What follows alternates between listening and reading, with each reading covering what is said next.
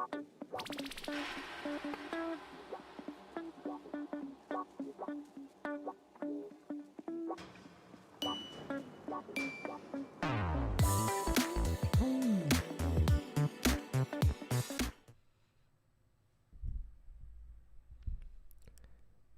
everybody. Welcome to the newest live stream over on the Mystery Channel.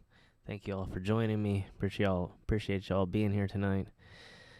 Sorry about the delay there. Had some stuff to work out on this end. Been doing a little bit of research today into the news, and thought I'd kind of dive into how everything that's going on is affecting the tattoo and piercing world, and a few other things that are going on in the body modification news. So I figured I'd take a chance to discuss that over here on the Mystery Channel before we do the first official Twitch stream over on the Twitch channel, which is actually 539 Productions right now, although it may be changing. It depends. I know there's a certain amount of time between registering your name and when you can actually change it over there, so I might change it back to the Mystery channel so that it matches this over here, and I think it kind of fits the live streams a little bit better, and so we might be doing that at some point. Also fixed, I think, some of the audio issues that we were having last time, so if you're listening on different types of devices or with headphones, then it won't hopefully be messed up this time, and hopefully it'll come out of all the speakers.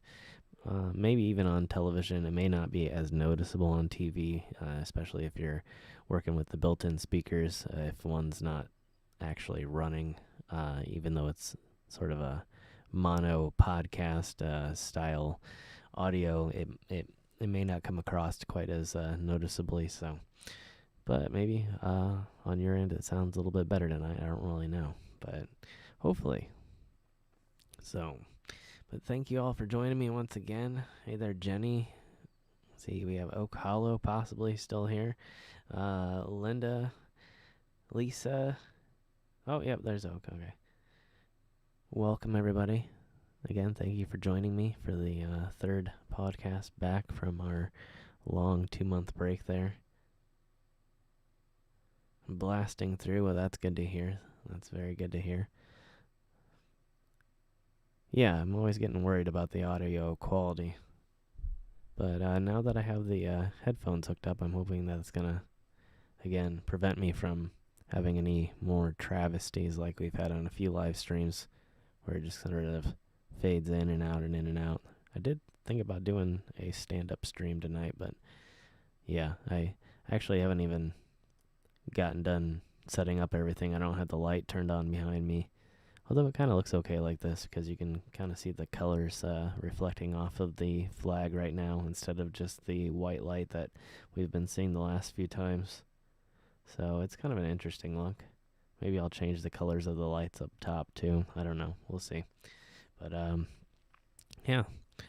But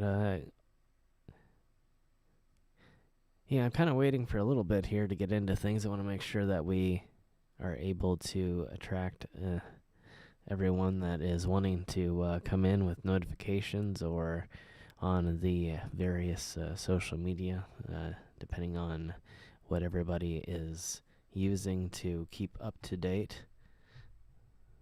Are we having some issues?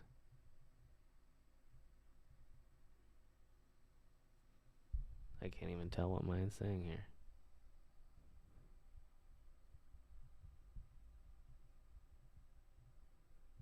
Mine is saying absolutely nothing about the stream over there. That's why. No, it's still not saying anything. Why is it doing this all of a sudden? Sorry. Hold on, it's going to get dark for just a moment. Not dark, but okay. It might be local or YouTube issues, possibly. because on my end, YouTube is saying that it loves the connection currently. So I'm not sure. That's weird. But my apologies. Hey there, Jen. Welcome to the live stream. Thanks for joining us. But yeah, my apologies if anybody's having any buffering issues or issues at all with the stream. But yeah. But if you are liking the stream, make sure you give it a big thumbs up. Make sure to share it on your favorite social media if you have a chance. If you have that ability, helps us to attract some new people, some new members to the audience, to the live streams, as well as to the 539 adventures. And so, yeah, that's the best way for us to grow over here and to let the YouTube algorithm know what you like. So again, yeah, give it a big thumbs up if you're enjoying the streams. Appreciate it, everybody. But yeah, we'll get into the subject matter here in just a little bit. But yeah, thank you, Lindy. I really appreciate it. Oh, that's good to hear. Well, I'm glad that it's not buffering. That would be bad. I forgot to change the bit rate back down to something that Google, or not Google, I keep saying Google, but YouTube isn't going to complain about. But I don't think it's actually an issue. I think it's more of a recommendation on what the average person is capable of with whatever equipment, that you might have, or maybe the average internet connection speed, something like that is what they're going off of. So, yeah. I don't think it's actually a big deal. I should be able to have a pretty high bit rate, because I know a lot of these streams do 4K stream, I believe, as far as I remember. Coming over from Facebook. Very good. Yeah, I've been trying to forward as much stuff over from my Instagram account, as well as occasionally posting on there the 539 episodes as sort of like reruns and things like that. So, yeah, I've been trying to do better over there. I know I hadn't been utilizing it quite as much before, and yeah, I'm trying to utilize as much as possible now on across all platforms. So, if you guys haven't checked out the other social medias, of whether it's Instagram, which is 539 Productions, or Facebook is 539 Productions as well. And that is a lot of it is reposts from other places, but there is occasionally stuff that I post over there that's unique. Occasionally, I've posted a few video compilations. Most of them were for the title screen, so that things kind of looked interesting when you went to visit the page. But I'm trying to eventually utilize everything in a very unique manner, including updating like the stuff like the Patreon accounts and the memberships and things like that, and trying out the Twitch and getting that up and running as well. So, but I think we might hold. I know I said I was going to do in a few days from the last time we streamed that I was going to do Twitch shortly after I did the next YouTube stream. I don't know if we're going to do that tonight. It really depends. If there's enough people feeling like they want to hop over and check that out, although it would be a thing per YouTube policy, and not to piss anybody off, I would have to take sort of a break, and if you feel so inclined after the break, you can finish up your YouTube watching, and if you are finished, then you can come over and check me out on Twitch. But I can't exactly directly just pull people over there without YouTube getting a little bit mad, and I guess I kind of understand that they would be a little bit mad if I suggest that a bunch of people randomly leave YouTube and go over to another streaming service. So if we do end up doing that tonight, I will take a break, and then I'll hop on somewhere else at a scheduled time. That way, again, if you're planning to watch YouTube for a while, you can finish that up and not make YouTube mad at me for doing several different streams from several different sites. So, yeah, that's the idea.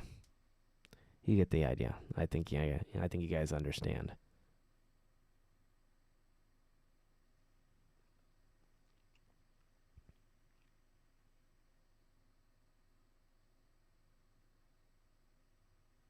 Oh, well, good to, yeah, oh, okay. Good to connect the new account to the name. But yes, I remember you, Emmy. Hey there, Amanda. Welcome to the live stream. Good to have you. Hope the beginning of your weekend is going well. Again, many thanks to everybody that has joined us here tonight. Appreciate you all being here. I'm trying to look at the analytics on all this, and I'm trying to figure out if my thumbnails, I think they're interesting, but I don't know if they're good for thumbnails, because the last video got a lot more, or the first stream back got a lot more views, and I used a full color thumbnail, and this one was kind of in black and white. Well, not kind of, but it is in black and white. And so even though I think it kind of pops pretty well with the glow coming from behind the letters, I don't know. The analytics for the last video or for the first video that I used that style of thumbnail didn't do as well as I thought it would. So I don't know. Maybe I need to change back to the full color or something. We'll see. Or maybe it was just the subject matter. Maybe the whole houseplant thing isn't quite as popular with the live streaming audience as it is with the normal YouTube video audience. I know that houseplants are a pretty poppin' issue right now on YouTube, and there's tons of channels that highlight the care and growth and propagation of different plants and do incredibly well. But as far as the live streams, I think it's not an incredibly normal thing, and so maybe it wasn't quite as interesting to a lot of people that were online at that time. Did I say? I think I said hi to Amanda. Hi there, Roy. Hey there, Leandra. Good to have you. Glad that you got a chance to catch the stream. JP Productions. Welcome from North Carolina. Good to have you. Hope you're doing well. But thanks to everybody again for joining me. Yeah, I hope that everybody likes these late night streams. It's good with my schedule, and trying to get a episode together for tomorrow.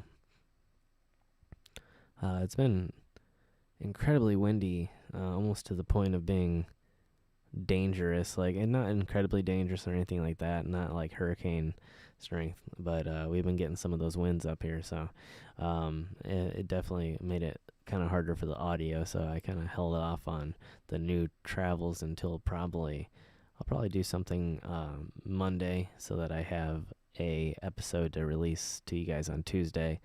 That way we don't have a break in episodes. I am going to be trying to do the 2 a week from here on out again, so that's the plan over on 539. That way, that way there's just not as big of a gap between episodes, and I feel like it works out. I think that's like the sweet spot for 539 is 2 a week. So, and I feel like any more than that, and they end up detracting from each other. I don't know what it is, but every single channel just seems to fall into its own rhythm, and some channels can do the daily thing, and some channels can do multiple per day. But for 539, I felt like it just kind of fell into a sweet spot at 2 a week, and if I do more than that, like I said, it detracts. If I do less than that, then it seems like not enough people come through, and sort of like the second episode ends up helping both episodes, so they sort of like are a symbiotic sort of relationship, where the new episode drives people that didn't see the previous one to the previous one, and it ends up boosting all the numbers. So I feel like it's a good spot to stick at for the moment. Hey there, Savannah. Welcome again to the live stream. Thanks for joining us. Good to see you. So yeah.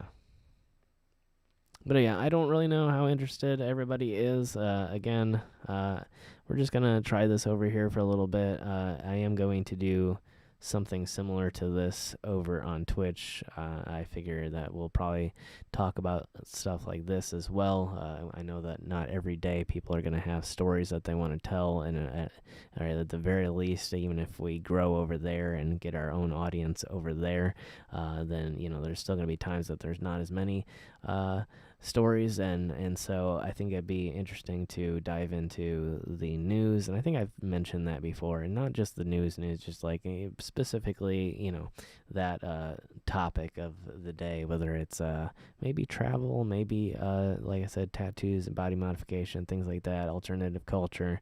And so that's why I kind of chose that tonight, because obviously you guys know that I do the tattoo thing and the piercing thing, and so I figured that'd be a good hopping off point, since it's one of the major topics that I want to cover over on Twitch. And so I went over, like I said earlier today, and I was going through some of the news, and I found some interesting topics, and some topical to what we're all going through with the lockdowns and quarantines and things like that, and then some in just historic news. And so I figured we'd kind of go over that and give a few opinions on things, and just talk about the effect on the culture in general that the world's having right now, and what people can do to help, and yeah, some of the stuff I've talked about before. Obviously, I've talked about it a lot on this channel. And then again, as always, feel free to ask whatever questions you want. I do want to, for a little while, remain somewhat topical, but again, if you have like an off-topic question, you feel like, I need to get this out, and otherwise I'm going to forget about it, feel free to do that, and I'll try to divert for a little bit and talk about something else. So again, don't feel like just because we're talking about one single subject, over here we're a little bit more loose. I feel like maybe on Twitch we'll try to stick to subjects a little bit more, but still I feel like I want to keep things a little bit loose and more conversational. And if you really feel like talking about something, let it out. But at the same time, if you have some topical stuff, if you have opinions, if you have questions as an insider or an outsider, feel free. It's a friendly place, a space where you can ask questions as much as give opinions on different things. And so yeah, I just want it to be somewhere where people can get together and talk about things from both sides of the alternative aisle.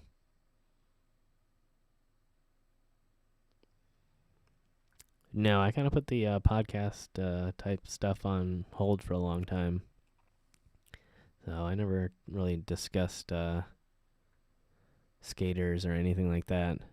I do want to kind of, when we do stuff like that, I'd love to get some guest in there from, somebody that actually lives the life or whatever, because I know that's a really hardcore culture, and especially in the alternative culture side of things. And, there's a big support group, and a lot of parks, and a lot of passionate people out there, and a professional side of it as well on, things like the X Games, and there's all kinds of great topics to talk about when it comes to skater culture. And so I would love to do that, but I'd also like to, definitely get a few people on that want to talk about it too. So yeah, but that would definitely be something that I'm interested in doing. But excuse me, I need to remember to hit that mute button. And, let me see if I can actually start here, because I feel like I'm boring people with just an intro. Although I do want to hit one more thing before I head into some of the actual topics here. I do have the Discord open now. I know a few people went over there. I know there was a few people that joined in. And if you have Discord and you want to check it out, the link is in the description below. If you don't have Discord, it's just a sort of voice chat. It's sort of an alternative, but also a way for me to interview people live on air. I do have it hooked up now so that I can control it and hear you speaking right through my headphones. So I have both my computers now piped through my headphones, so I can easily add anybody into the stream as soon as they are pulled into the on-air Discord server. So it'll be a way for me to do that. I'm blowing your mind, Jen. Well, that's what I'm here for. I gotta entertain people. If I don't blow a few minds, then, what am I doing? So, yeah, I do have the Discord server up. If you guys are interested in checking it out, you don't have to use the voice side. There is a chat side in there too. Or again, as always, I love it when you guys are over here chatting and asking questions over here. The main purpose, again, is just for the interview thing. But again, if you guys want to go over there and chat via the voice feature or the chat feature over there, you can check it out at your leisure. And again, it is free of charge. It is pretty easy to do. Again, if you don't have it, you can hit the download link below and choose your operating system that you want, or you can connect via phone or your tablet, iPad, whatever it is. There's a Discord for pretty much everything. So, and again, as always, just feel free to chat over here too. But again, when we go over to Twitch and when we do streams like this and things where there could be a reason to get some stories from the audience or get some stories maybe from some professional guests and things like that, then I definitely want to utilize that. So yeah, but feel free to use it however you so choose. It is going to be up and running even when the live streams are down. So if you're wanting to maybe have a voice chat with some people and maybe watch a few 539 episodes together, I don't know, maybe that's a thing that you'd want to do, is connect with a few other fans, watch a few episodes, trade some comments back and forth about the episodes. If that's something you're interested in, you could totally use the Discord server to do just that. So, and like I said, in the future I might open up a special room for like Patreon, not really to exclude anybody, just to have another benefit of joining the Patreon crowd if that's something you want to do. But yeah, otherwise there'll always be the completely free, open to everybody, chat anytime rooms that you guys can use for whatever you so choose. Again, the only rules are in there, keep it respectful, be nice, obviously the normals, no sexism, no racism, no homophobia, nothing like that. Other than that, have fun and be nice. And yeah. But again, mainly, if you have any stories to tell, you don't always. I will occasionally just pull people in randomly if I see something in chat that sounds interesting. But also, if you want to hit me up ahead of time, make sure to DM or email me, and I will let you know a more specific time. But again, if it's something that we're having a topic that night and you randomly have a story about it and want to hop in the Discord and talk about it, then let me know in chat and I can pull you over either in the Discord chat or in the chat here on YouTube. So, but yeah, let me pull up my browser window here real quick. I may have to pull these sunglasses off during all this.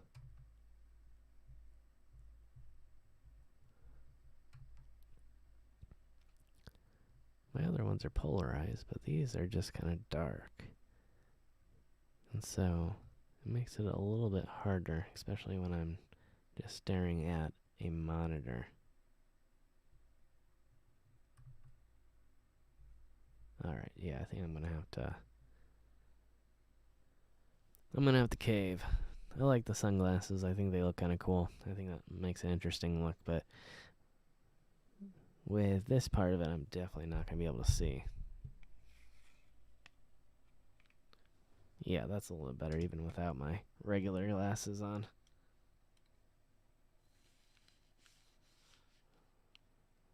Yeah, these definitely need cleaned, but oh well. We'll stick with it for right now.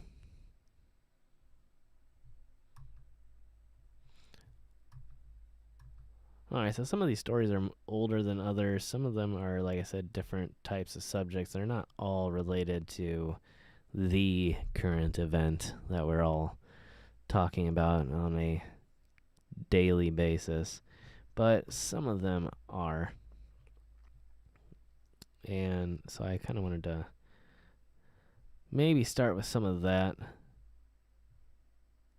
just because there was a few things that kind of surprised me in general with the business and with current events. And so I kind of wanted to talk about that. And, again, if you have any thoughts whatsoever, make sure to jump in to the mix and give me your opinion too. Oops.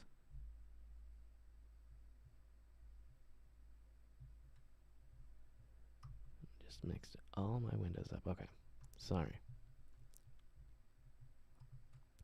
And again, I'm going to try and, well, not again. I am going to try and give credit to all these. I am commenting on news stories, so I want to make sure to give credit to all these places.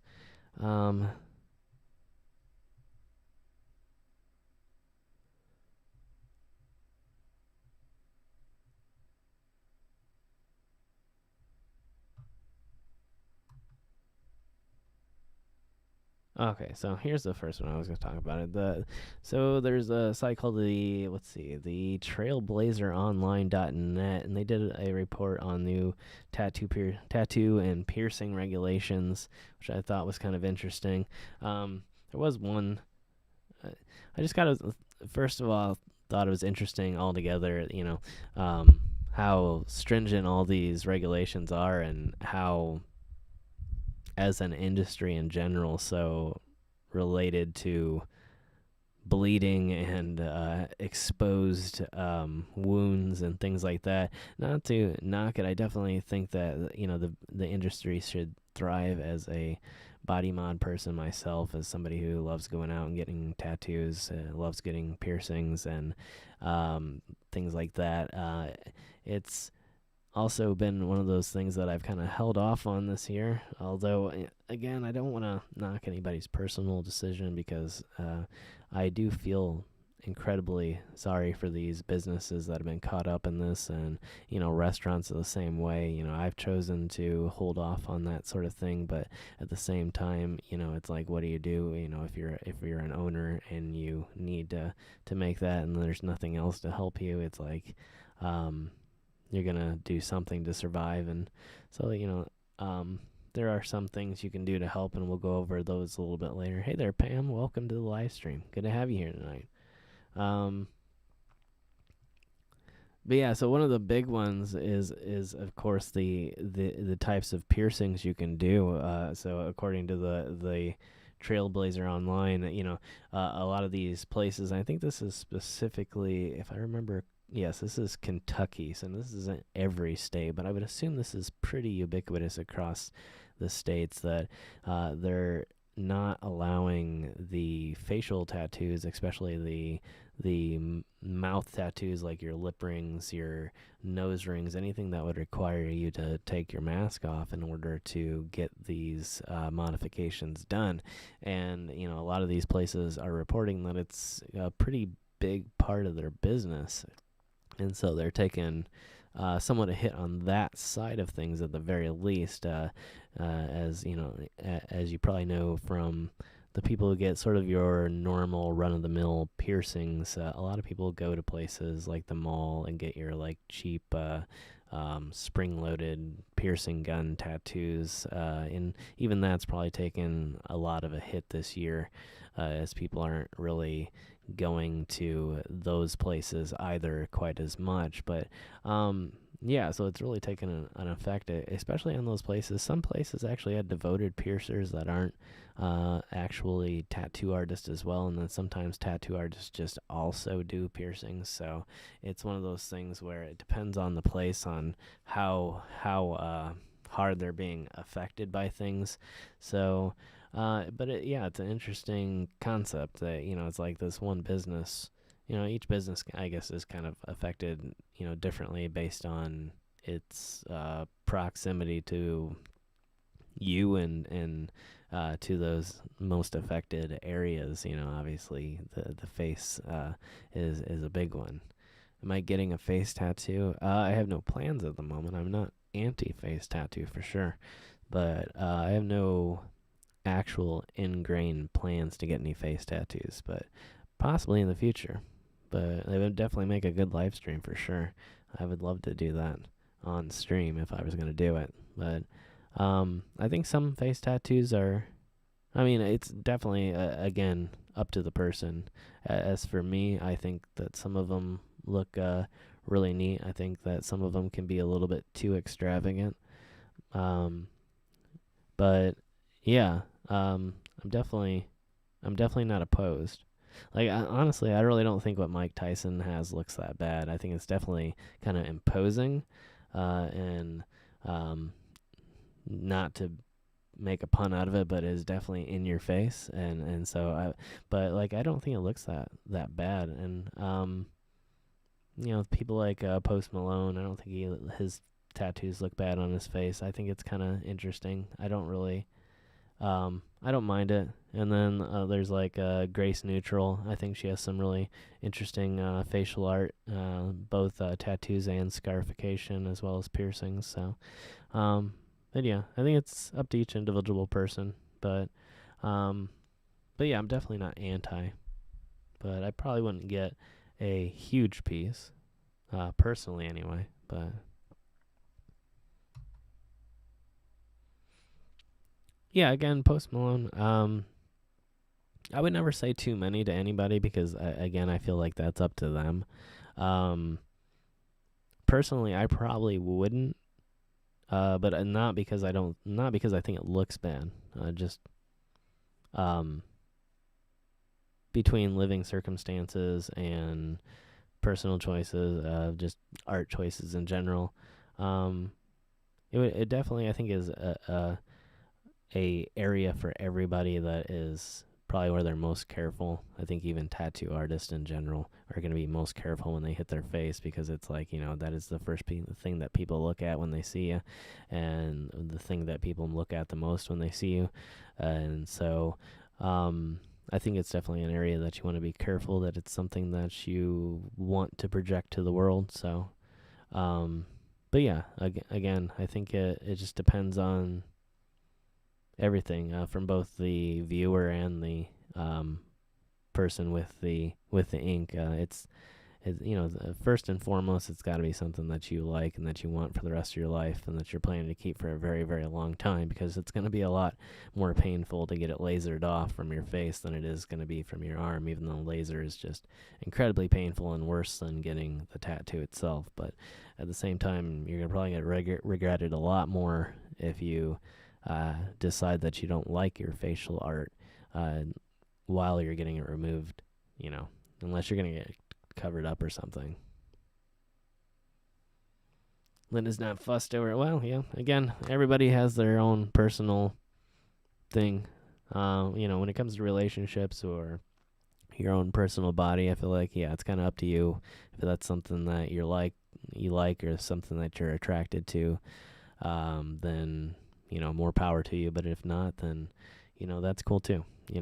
That's just got to be your own personal opinion. But as I've always said, I feel like we should definitely be open to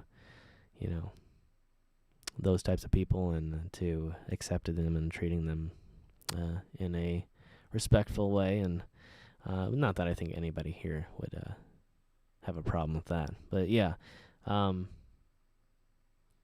definitely not anti. I have no plans to do it, but I have thought of things over the years that, if I did, what would I want to do? But I'm not really sure 100% at this point. So I don't have any plans to jump into those decisions. But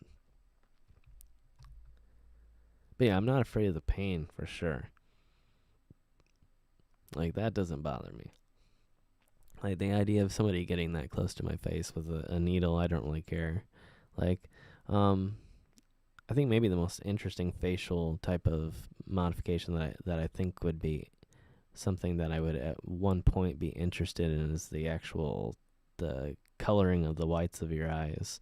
but that's pretty dangerous at this point. I don't know that I'm that big of a, I'm definitely a huge advocate. I'm a huge fan.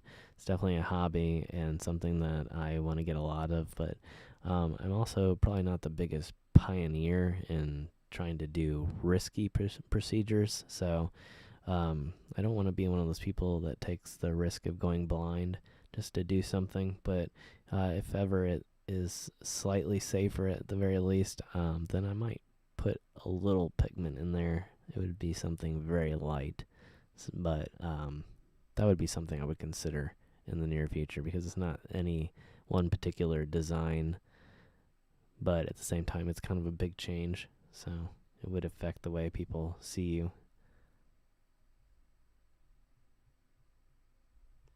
But yeah, so currently, lip piercings, tongue piercings, nose piercings, those are pretty much out across the board, at least in Kentucky. Now, I don't know about other places. I know some places have more stringent uh, regulations. Some places have far less. So maybe in certain areas you can still do it. But I think it's kind of it probably is a really good idea. I like the way Kentucky's treating it right now.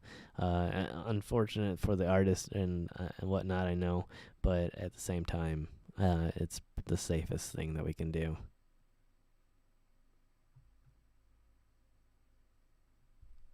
Yeah. Well, I would say, Lisa, I would say that most people that are getting tattoos and piercings aren't really worried about what it looks like when they're wrinkled.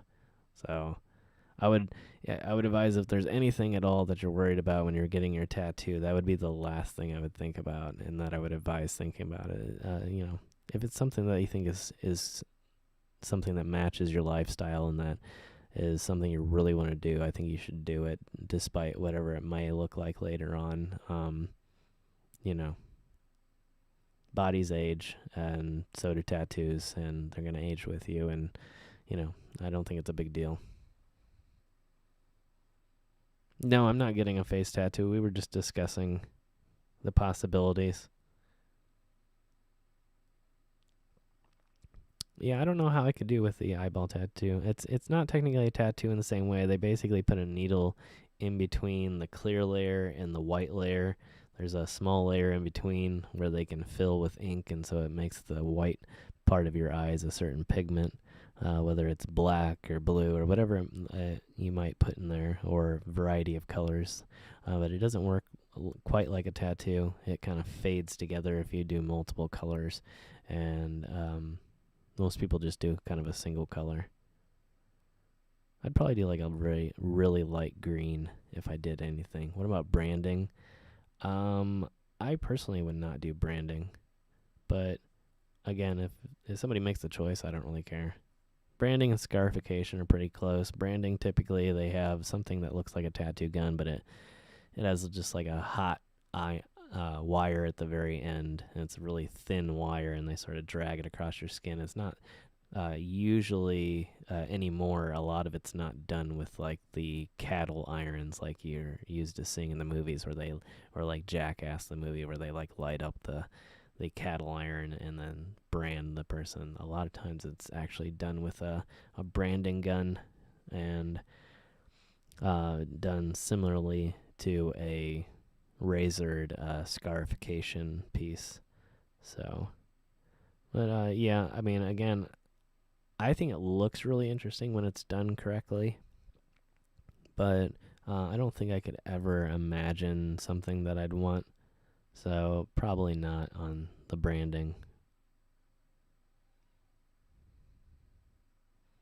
I really want the top of my foot done, actually.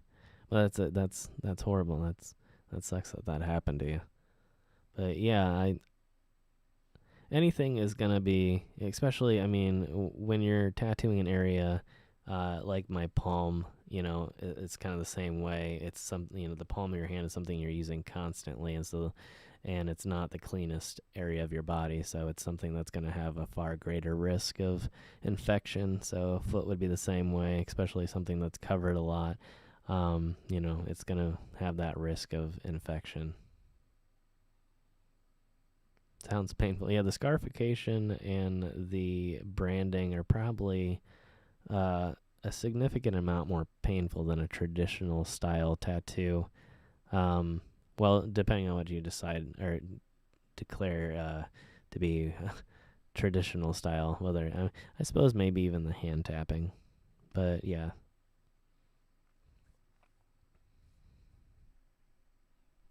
Yeah, I think tattoos are very easily addicting. Yeah, I definitely trying to go in and get more, but I'm gonna wait here until after the whole vaccine thing. But again, we'll talk about in a little bit too about how you can, if you're out there and you're uncomfortable with going out right now during this whole debacle, you can do some clever things to both assure you're going to get tattoos and also support your local tattoo artist. So we'll go into that a little bit too. But yeah, I definitely am hooked as well. And yeah, it hasn't been a fun year. This was supposed to be the year of tattoos for sure for me. I was planning to get my big piece done on my left arm and then hoping to work on some other areas of my body that I haven't had tattooed before. So, been unfortunate, but they are open. But while it's been tempting, I have thus far avoided, you know. Oh yeah, Bam Margera. Yeah, I just saw a really amazing documentary about him the other day, where they caught up with him at his current house, which he has also turned into a bit of a skate park and has festivals and things there, and it was really interesting. He's calmed down quite a bit, I think, since his MTV days, and um, I think he's a very interesting person. It was a great interview, and I really liked watching it. If I remembered it, I would plug it, but I can't remember the name of it. And it actually is a skater that made it, and he went all the way out to Bam's house. I don't even think he might have emailed him that he was planning to come, and then Bam was just nice enough to, he didn't really, I don't think, give him a date or anything, and he just showed up at the door, and or not the door but the gate, and rang the bell, and they let him in because he said he was a skater. So yeah, I thought it was an interesting documentary, and really kind of talks a lot about the real life Bam and the difference between that Bam and the Bam you see on MTV. Because I think a lot of people look at these highly edited TV shows on, especially on channels like that, and think that that's just the person, and a lot of times they're a lot more nuanced than that, and a lot more complex of a person. So yeah, I believe he's completely sober now. Hey there, Kenneth. Welcome to the live stream.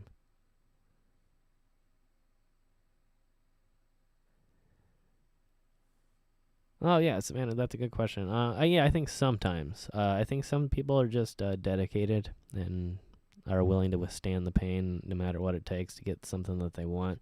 And then yeah, I think there's a certain amount of people who are probably into pain for sure, absolutely. Um, but yeah, I think it's just I think it's different for each person though. I think some people are just, it's just like tattoos. Some people are willing to go through the pain but don't like the pain, but then some people actually enjoy it. Like personally, when it comes to tattoos, and when it comes to piercings, I just want it over with. I try to sort of appreciate it to a certain degree, and appreciate the experience for sure.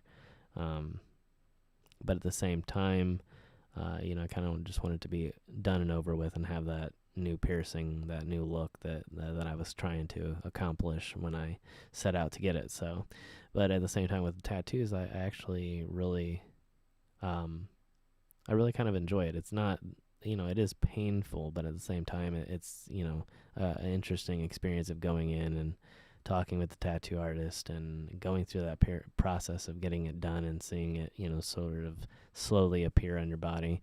And so I think it's really cool. And so personally, yeah, I like that side of tattoos. And I've had a lot of people, definitely compliment me on my ability to handle my pain, especially when it came to the palm tattoos and the top of my hands and things like that. So, not that that's what I was going for, but yeah. So I guess it's to a certain degree. yeah, I kind of enjoy it, but um, not because I feel like I'm masochistic at all. Um, I feel like it's sort of a good pain in the same way that, like, like somebody goes and gets like somebody that likes getting like a deep tissue massage. It's not like you're going there for the pain, but it's not a negative part of the process.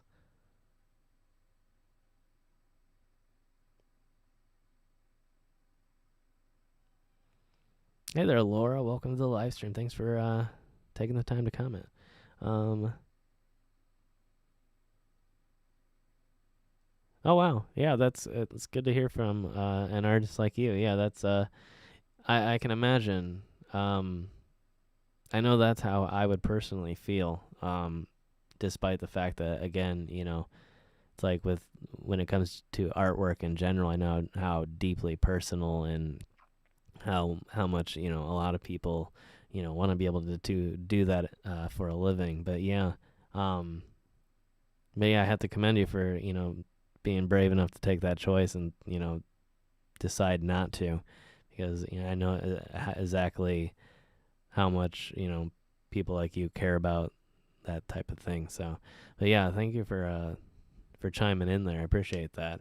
Um, yeah, so I mean, it has to be, especially for businesses like that, it has to be just incredibly rough, and very similar to like the restaurant businesses. It's like you're in a business where a lot of times people have to be maskless. Sometimes in the tattoo business, it's not so much, depending on where you're getting your tattoo or where you're getting your piercing or whatever.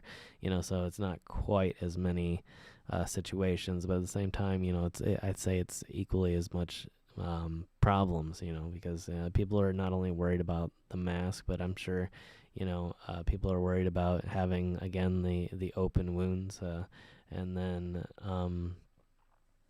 just cleanliness in general. And it's definitely a business that's going to be scrutinized twice as much as your average business. And so yeah, I think there's probably a decent amount of people out there that if they have the ability, they're just saying no.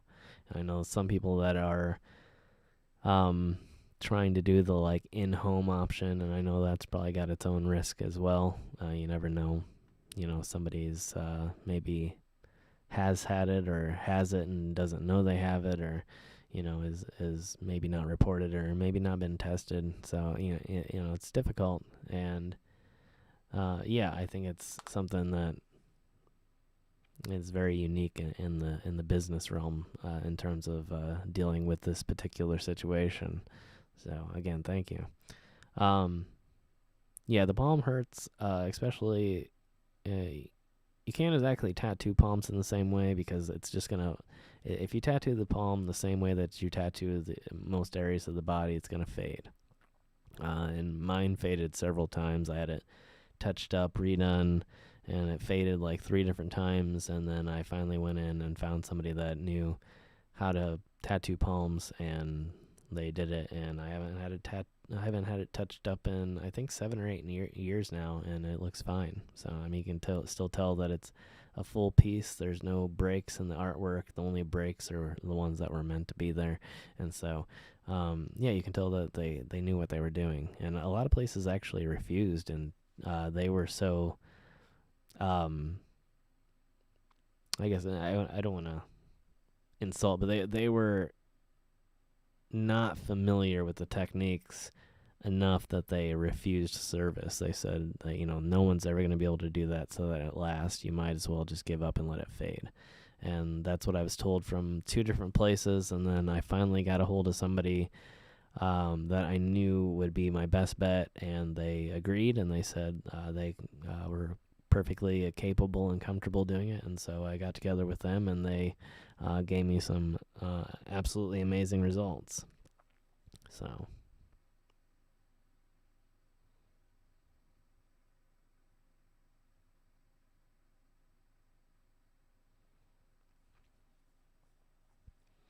yeah, I agree, Leandra. Yeah. Um, and I guess, yeah, first of all, yeah, I'm sorry to hear about the health issues and all of that, but yeah, it's I think it's a great way to deal, and a lot of people um, get tattooed as a way to commemorate coming through such a hard event or a hard series of events, hard part of their life, and I think that's a great way to do it. And in a lot of ways, yeah, maybe to deal with the pain that you felt in the past, or maybe the ongoing pain from healing, and or whatever it may be. And yeah, I think that's a great way to deal with things for a lot of people. Um, and it's sort of, I think it's a good way to put. It's a lot of people find a lot of good closure, I think, in tattoos. Once you've gone through a moment in your life that has come to an end, to commemorate that part of your life with a tattoo is I think in a lot of ways a closure type of moment for a lot of people. So, yeah. Yeah, absolutely. You got to always find the right tattoo artist and not only the right tattoo artist in general, but the right tattoo artist for the right type of tattoo. There's a lot of tattoo artists out there that are amazing, and the best ones will tell you that a lot of people specialize. And so you might have some people that are really good at your traditional hand tap, and then there's some people that are really good at your, American style, kind of Sailor Jerry type artwork and things like that. And then some people are really good with your shading and having massive back pieces and things like that. And so, yeah, there's a lot of different specialties, just like in any other industry out there. And so you not only want to look for the right person, the right skill level, but also the right specialty area when you're thinking about what type of tattoo that you really love. That's definitely somebody's specialty, whether it's black and white. There's black and white realism, there's color realism, there's um, your what is it, the pop art, or I'm saying it wrong. Wow. Anyway, but yeah, like again, you're like your Sailor Jerry type stuff, where it's sort of like your military tattoos, um, your sort of hula dancer type things, your a lot of a certain type of script and lettering, things like that. Probably the traditional thought of going into a tattoo parlor and going through a book and saying, okay, I like that type of tattoo. That's definitely somebody's specialty for sure. So thank you, Landra. Yeah, I was glad too. It was a vision of mine to put it there, and I was not very happy when I had a few people tell me that it was never going to happen, and I was not very happy when I had a few people tattoo and it didn't happen. So it was quite the journey. That one took a few years to get to the point where it was a permanent piece of art. So it was quite the journey. Out of all my tattoos, I probably had the hardest time with that particular one. All my other tattoos have stuck pretty well and have been pretty normal. Not normal to say like the style was normal, but like it kind of is. But definitely my other ones are on places of the body that are not as rough on the ink. So yeah, I'm glad I was able to finally accomplish the palm. And I've kind of been a collector of things that are both painful and difficult when it comes to that sort of thing.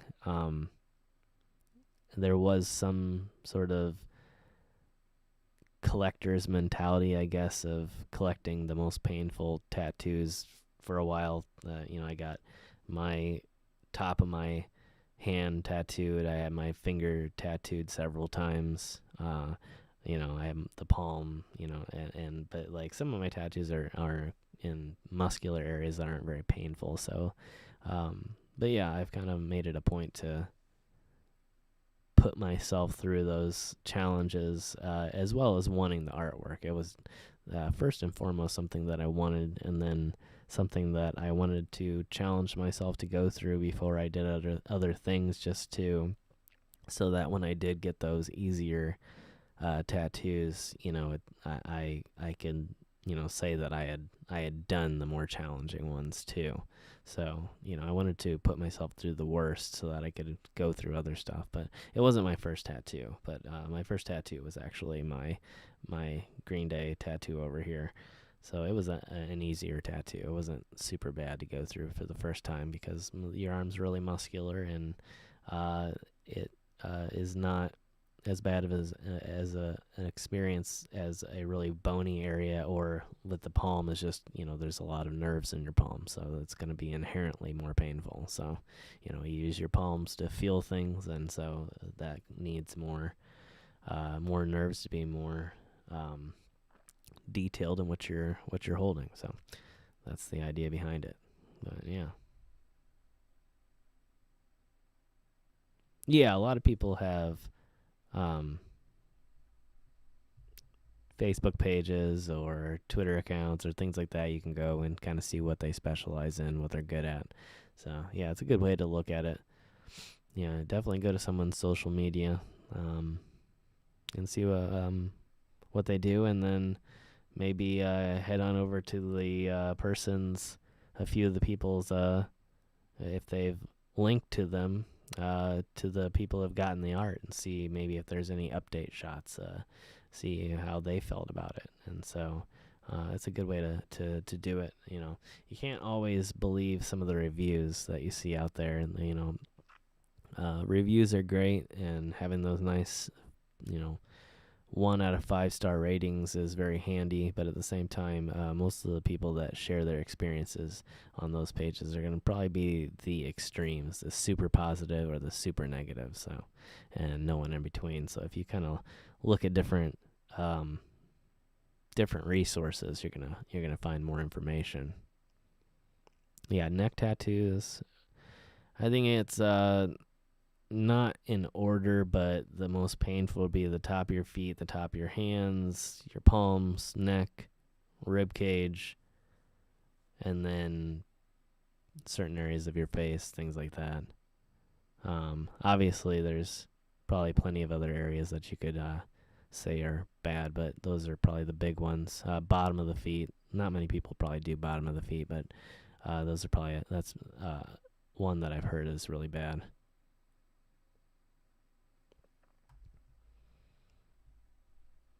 Anything that tons. I have a cover-up piece that I want to get done on my left arm here on the tribal. I don't really want that anymore.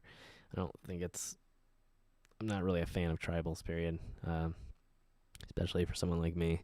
And so I want to get that covered with something that I've wanted to get for a long time, which is a big Kraken tattoo.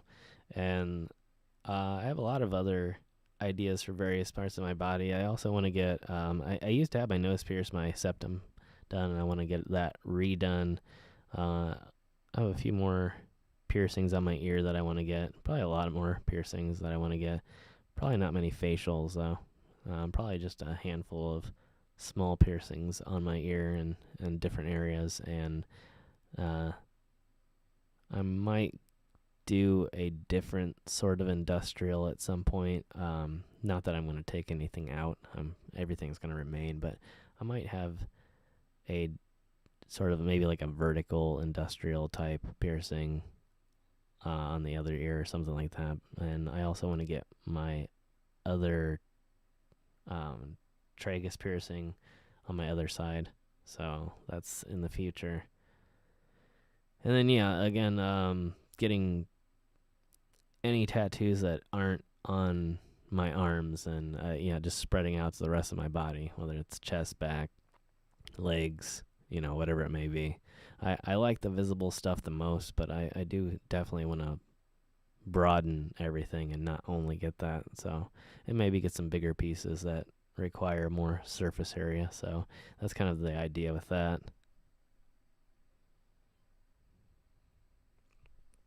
I knew I was actually there when somebody got their or the whatever that is, the part right behind the ear. They said that it wasn't really that painful. That the worst part was that it was incredibly noisy. That it sounded so loud that it was just almost a painful sound. So that was what I heard from somebody. Again, everybody's pain tolerance is different, but from the one person that I know that got that area tattooed, they said it was, well, actually I know multiple people, but I only really talked to the one person, and they said that the worst part was the noise and not the actual needle. So, leg, yeah, I would really want to get a leg piece done. I'd love to get a big leg piece done, but um yeah, that'll have to wait too. But yeah, that'll probably be one of the coming up ones for sure. Um,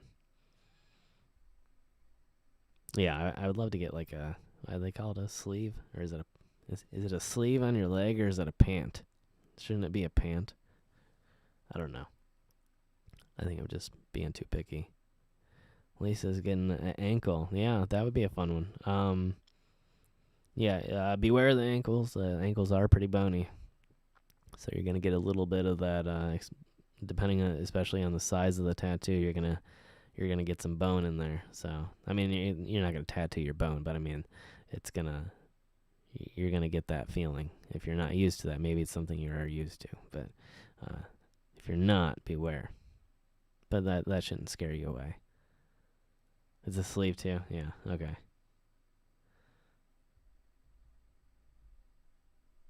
Yeah. Yeah. I don't know. It does sound a little ridiculous. Be like, hey, I'm gonna get my left pant done.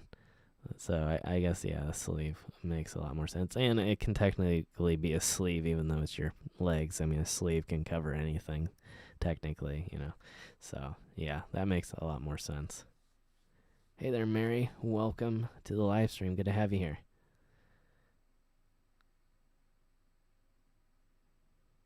Matthew Fox, leg and arms and back. Okay, yeah, back's a big one. Well, I guess you could have smaller tattoos on your back, but yeah.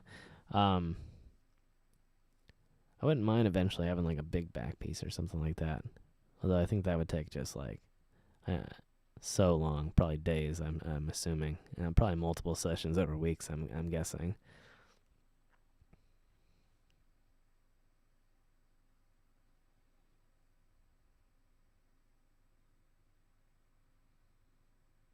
Real terms are a little different. Well, I'm sure I'm still obviously wrong. I just, yeah. I don't know. It was just a thought. It was definitely just a thought. I'll leave that to your capable hands. I'll put the terms in the hands of the experts. I'm definitely not a tattoo artist. An ink jegging. Yeah, there you go. I kind of feel like somebody's done that. Like literally tattooed genes onto them. Like people do some weird things. Like it's like Steve-O has a tattoo of himself on his back. So somebody's done something like that. Like I swear there's some people that have socks tattooed on their feet or like shoes tattooed on their feet. So, and I know there's some people that have like watches tattooed on their arm. Obviously, they don't function. Don't pin that one on me. But I mean, I know there's people that do all kinds of crazy tattoos, and that's kind of half the culture. Like there's people that really love tattoos, for like the like really artsy side of it, and then I think there's people that like tattoos just to have something unusual. You know, it's like the lizard guy that I met years ago when I was photographing the Jägermeister tour for a local radio station, and he was on the tour, and he covered his entire body in lizard scales, and so he's all green, and he loves it, and that's awesome, and I'm happy for him, and he's a really cool guy. But yeah, it's like he didn't go for some super realistic, black and white piece of like, a family member, or he didn't decide to go, like getting like I got like a tattoo of a band he loved. He instead he decided to cover his entire body in scales, and he cut his tongue, so he had the lizard style forked tongue, which is a really interesting modification too. Yeah, and he's such an amazing guy. He's one of the most open, authentic, nice people. You would, if you like, I know some people are somewhat have a little bit of a maybe even fear of approaching people, when they look so out there like that. And he's like, you could be someone who hates tattoos, and once you meet him, you would take him home to meet your family. Like, he's just the most amazing person. Like, a really, really nice guy. One of the coolest dudes I've ever met. Like, I really love talking to him. And, yeah. He has horns, too. Yeah, some of them are silicone. I think there's also surgical grade steel that you can use depending on what you're doing. Some of them are, it depends. There's subdermal horns where they have like the horn beneath the skin where it pops up underneath and then you see it, like, but it's still covered in skin. And then there's the implant style where they sort of put like a piece underneath that you can, I think, screw into, and so you can screw in certain, like, some people have like spikes. I don't know if those last as long though, because I don't think when you're having any type of operation where there's something sticking out and you have that, even if it's a tight gap, there's still just a little gap between the modification in the skin and what's below. There's going to be a capability, I think, of the body rejecting it, as well as somewhat a risk of infection. Although I know even in normal medical field, I know they sometimes, I think, do that. So, yeah, it'd be interesting to see the difference and how long each one lasts. Yeah, he does all kinds of tours. It's really cool. Again, definitely a cool guy. I mean, I haven't heard him speak in years and years, so I don't know a heck of a lot about him. But he was incredibly nice when I met him, and someone that I like talking to.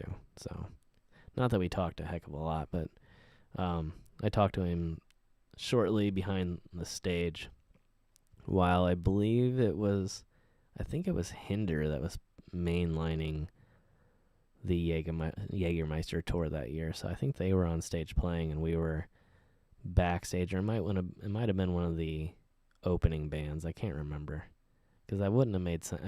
I'm pretty sure we all went on stage before the main act, and then he did his like little plug or whatever for Jägermeister, and I don't remember exactly what he did. I think he just did a quick plug and talked about the bands and did like a hype job of some sort. He was just like the hype man, I'm pretty sure.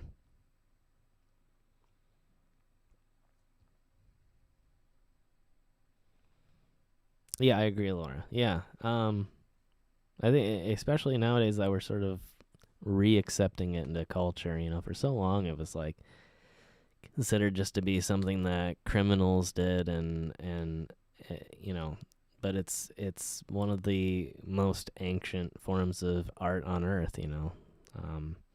Shortly probably after we started painting with our fingers, we started tattooing and piercing our bodies. Maybe even before, who knows? Body art might have come first. I don't really know. I don't know that there's any way to prove one way or the other.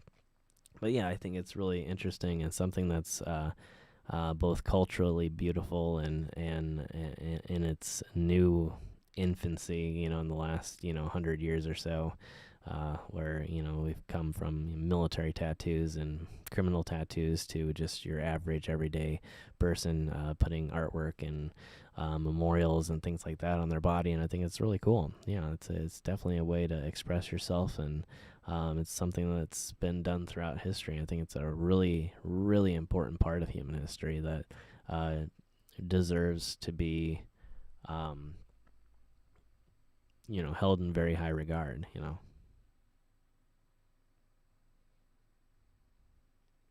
Yeah, I agree, Leandra. Yeah, and that's part of the reason I want to get more people on the Discord here, and when we start doing these stories to hear some of these stories and talk about it. I think it's always a great thing to to discuss, and there's no shortage of new tattoos and people out there that have tattoos, and so there's always going to be new and different stories to talk about, and I think everybody's is unique. I mean, I don't think that they obviously are, and so I think it's a really interesting thing to talk about. And everybody has different stories, from good stories to bad stories to experiential stories. Getting the tattoo, what was the shop like, what was the artist like, what's the meaning behind the tattoo, how has it lasted. I mean, there's so many different avenues that you can go and talk about and things like this, and so that's one of the reasons that I really want to jump into that, and just into alternative culture in general. And as somebody who lives it and somebody who watches it in media and entertainment, I find it interesting. And I'm always looking, especially if I see people with tattoos. I always find myself, especially on my bigger TV, I have, a nice 55-inch, not that I'm bragging about the size of my TV, that's ridiculous, but my point is, like, I have a nice 4K bigger screen TV, and, like, I find myself a lot when I'm watching YouTube that I'll be getting up real close to the screen and just checking people's tattoos out, especially if they have tons. Like, I watch a lot of cooking shows, and one of my favorites is to watch recently is Matty Matherson, and of course he's covered in tattoos. So I love getting up there close and really going over and seeing what each tattoo is, and it's there's a whole look that tattoos have. When you get kind of not done but closer to that goal, it's like you start acquiring that look of tattoos on your body, but at the same time they also have their individual feel and their individual styles, and they kind of make up this product, which is more than, I think, the something that's more than the sum of its parts, where that person just takes on that idea, that look that they were going for, as a whole. So, if that makes sense,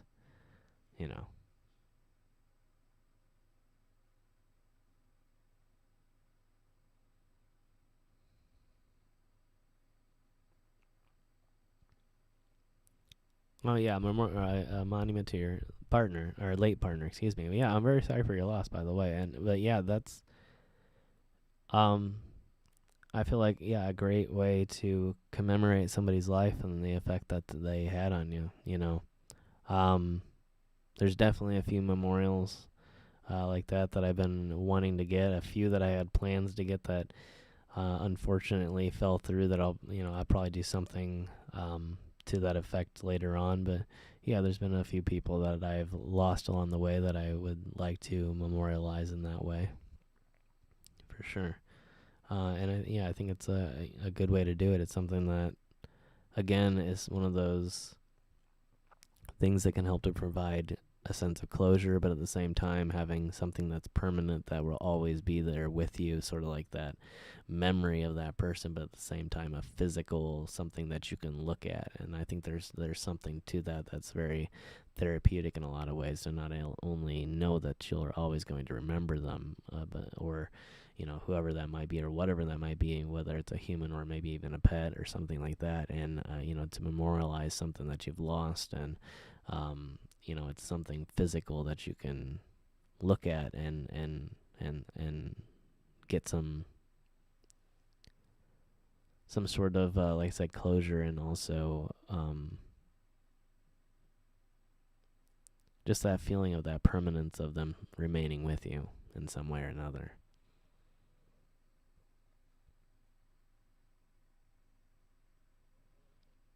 Oh, that's interesting. Yeah, I think I have heard about that before, and occasionally, yeah, there are things like that where they use like the cremated remains of somebody to do something. I know the very interesting non-tattoo related story that when the inventor of the frisbee passed away, they actually had his body cremated and then put into like a bunch of frisbees, and you could actually go and purchase. As far as I remember, I think you could purchase it. I'm not 100% sure on the purchase part, but I know there was a whole run of frisbees that had the cremated remains of the original creator of the frisbee, inside of them. And uh, anyway, that's off topic, but I just thought that was interesting. But yeah, I think that's an interesting way to do it, to sort of mix it in with a ink and inject it and to have that permanent piece of them with you. I don't know how that would work in terms of. I mean, I guess if a tattoo artist did it and they were professional, hopefully it was very safe. I don't know what the. I mean, I know you can make tattoo ink out of a lot of things. I know that traditionally they've made it out of everything from plant pigments, I believe, to ashes. So you know, um, to have ashes from something living, I would think would not be any more harmful than. Well, I guess a plant is living as well. So I mean, would it be different one way or the other? I don't. I don't really know, and I would doubt it.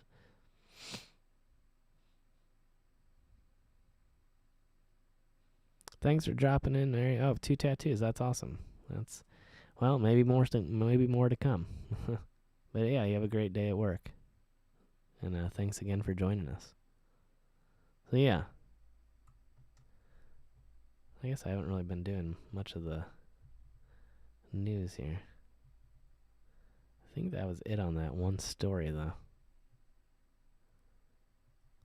But yeah, so needless to say, there are a lot more regulations on tattoos currently, and it is affecting your local tattoo stores and or shops. And so, if you have the chance to support those businesses, there are ways to do that without getting tattoos. You can, of course, put down, a down payment on an appointment for later on. A lot of tattoo artists accept down payments for tattoos that aren't going to be done for a while. So, it's a great way to plan something out for, later on when you feel like it's safer. And also, most tattoo artists do other types of artwork. A lot of them paint. Some of them are photographers. Some of them I mean, who knows what? Maybe some of them do music as well in their spare time. And so, a great way to support your local artist is to buy other types of their artwork, whether it's their music, their paintings. There's a lot of tattoo artists out there that I would love to have some of their paintings hanging on my wall. And I'm sure that maybe at a certain point I'll go out and buy some of that, but it's a great way to support the community and a great way to support people in a time where maybe you're not feeling so safe when it comes to those type of procedures. So just know that there's tons of ways to support these people, and they're brilliant artists, and they deserve to continue to be able to make a living doing what they do despite these really hard times. And so any way that we can reach out, and support these people, we should definitely do. And so, whether it's a local fund, there's a lot of people that are starting up local funds to support these businesses and to deliver, to donate to these businesses while they're going through these additional safety restrictions, to keep us all safe and all healthy. And, so, you can donate to one of those organizations in your own town, or again, like I said, call somebody up, see if they have any t-shirts, see if they have any artwork, if they have anything, that doesn't require putting needles into your body to support them. And, again, there's, it's a very unique type of art, especially, when you find like tattoo artists that do painting in general. I think you find a very unique sort of painter in a tattoo artist, and so it's something that is incredibly unique that you can hang on your wall, and it would make your house feel better and look better, and maybe be something that mentally can help you get through these rough times, when we're stuck at home. To have a new piece of art, new decoration on the wall is something that can bring happiness and joy to people, and can be very therapeutic in itself. So just by supporting your local tattoo artist and studio, you can also help yourself to get through this process a little bit easier until we're all vaccinated and safe again. So make sure you think about that, especially if you're a supporter of the industry. to try and keep it alive here during these tattoo tough times. I mean, for tattoo artists and for enthusiasts like me trying to get them. You know, it's a rough decision to think. Do I want to take a risk? I guess for me, it's not a rough decision because I don't personally choose to, but I definitely want to support them monetarily. So I definitely want them to stay open. I don't want to see anybody close. So, but in odd news, I think I can kind of see it from both ways, but there's another news story from let's see, I'm gotta lean in here to see that they wrote their name in very small print. KFYR TV out of West Dakota. Oh, out of Bismarck, North Dakota, apparently. Okay. Actually reporting a increase in demand according to their local artist and for tattoos, and I kind of get it, but people are probably getting bored, I suppose, and so the idea of planning out your next tattoo is something that's on people's mind, especially if they're already a tattoo enthusiast, or maybe they were always thinking about going out and getting their first piece done, and so they've had all this time to think, and so they made up their mind that they want to go out there and get it. Again, personally, it kind of makes me wonder because again, it's a business that I am adamant about supporting, but at the same time, knowing that more and more people are wanting to go and it's not necessarily the business itself that makes me think. It's just the idea of any one business, people wanting to crowd into more and put themselves at risk seems odd. So even though I understand completely being bored and being at home and having that weighing on your mind and making that decision, I can understand up to that point, but at the same time, to me, I'd be a little bit more afraid of what was going to happen. And but yeah, I mean, again, there are safety precautions you can take. You can wear your mask, you make sure to keep as much distance as possible between you and the artist, and obviously if the artist is wearing a mask, whatever.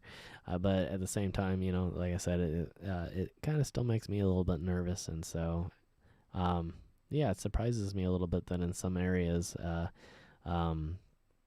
like in North Dakota, right? Yeah, North Dakota, that they're actually seeing a increase in demand for the art despite the inherent risk of being out in public, So, kind of an interesting interesting mix. Hey there, Brenda. Welcome to the live stream. Am I a Libra? Actually, I don't know. I don't pay too much attention to the signs, and people tell me all the time. So, I'm not really sure. I was born in October, so whatever that month is, I don't know. Although I keep hearing people, news organizations and things saying all the signs rotated, and so now everybody's like one sign over, and so I never know what to think on that stuff, but I don't really think about any of the astrological signs very much. But yeah, I'm not sure. I can't remember. I think somebody's told me on stream before too, but I never can remember. So,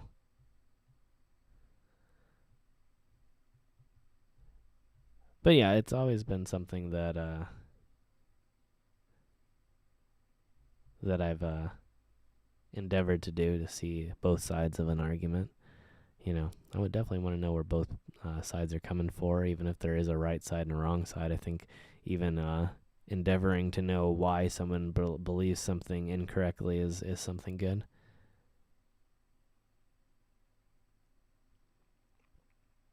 What day? Oh, the 14th. Libra Scorpio. Oh, I have heard the cusp thing where you're kind of born on a particular day that is a mix between the two signs or whatever. Again, I don't really know much about it.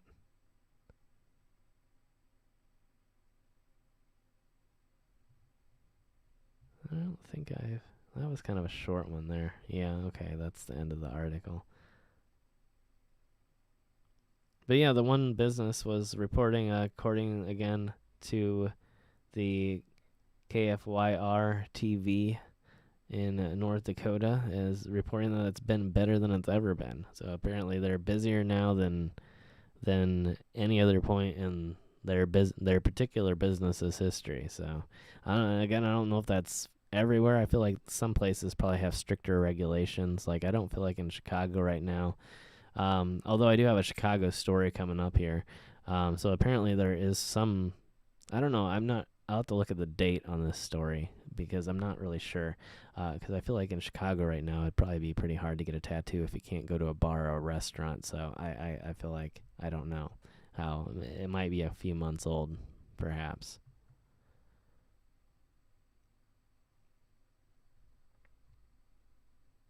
Oh, so I am a Libra.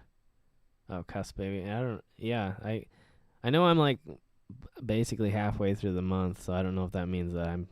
I guess that would mean maybe I am sort of. I don't know.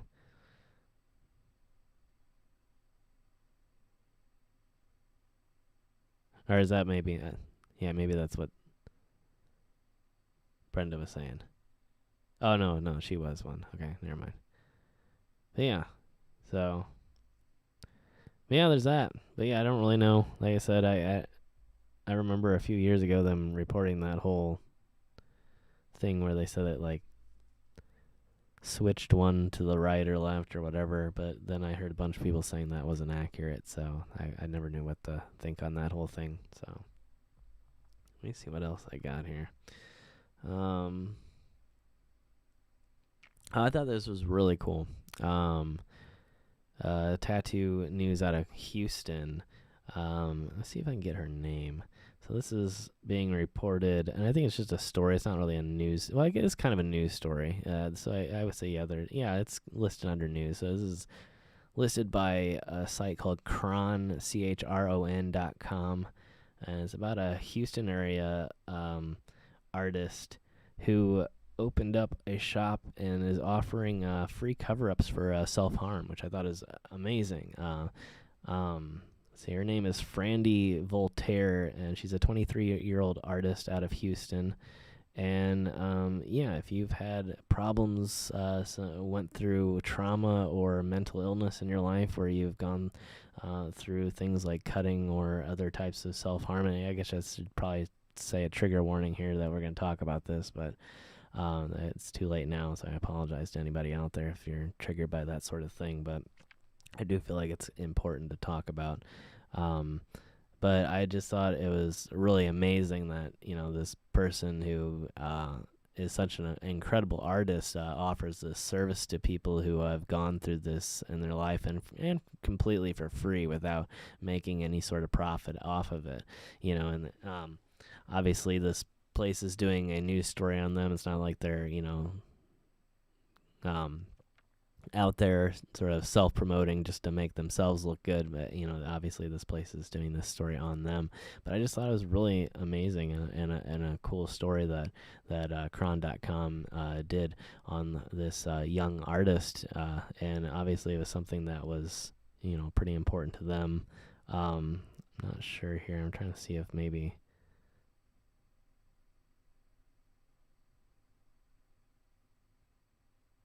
So it looks like it's not from personal experience, personal experience, but of a client, and I'm not sure if she had issues herself with self-harm during her life. Um, but it looks like she is very passionate about helping others that have, and I think that's incredibly important. So I definitely wanted to mention that, and I haven't heard anybody else pick up that story at all, and I feel like that's something that definitely can make it on to national news. I just think that's an incredible story, and for a lot of news outlets out there that try to focus on the good side of things. I feel like somebody should have picked that up. I'm surprised and almost kind of disappointed that I haven't heard that on. Not that there's anything wrong with Cron.com, but this is the first story that I've ever heard of them. I'm not sure if they are a Texas-based organization or what, but just an incredible story out of Houston that I couldn't help but talk about. Like, how awesome is that? That somebody.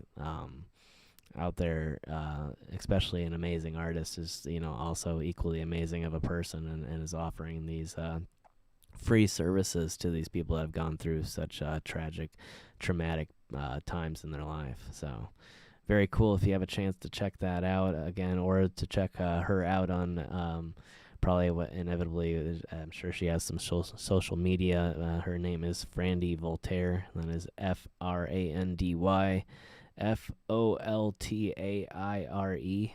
Frandy, Frandy Voltaire, out of Houston, Texas. And you can again also look that up on chron.com, chron.com, if you want to check that out for yourself, and maybe you can give that artist a follow on their social media. I know I'm going to keep it open here and give it a look, and I'll try and share those links on my own social media here, because just an amazing person. I mean, you couldn't ask for somebody to me more caring than that. So yeah, again, if you get a chance, check them out, and I'll try and put up some links later, maybe in my Instagram stories or something like that. So I don't have too many stories tonight. I feel like maybe I might take a quick break before we maybe not, I don't know. Maybe we'll do one more, because I think I have actually 4 more to do here, because I skipped over my first one because I'm planning out loud. I apologize. Let me see what this one is real quick. Oh, I kind of feel bad about this one, because I don't want to bring shame on an entire town for something that they may end up changing later. We'll talk about this one really quick. Where is this? Looks like Connecticut, I believe.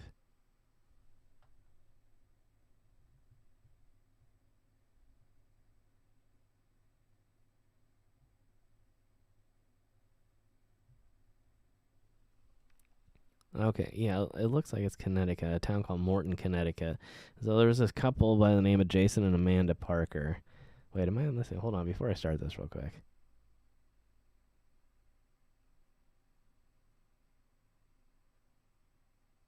Oh, before the 22nd, okay.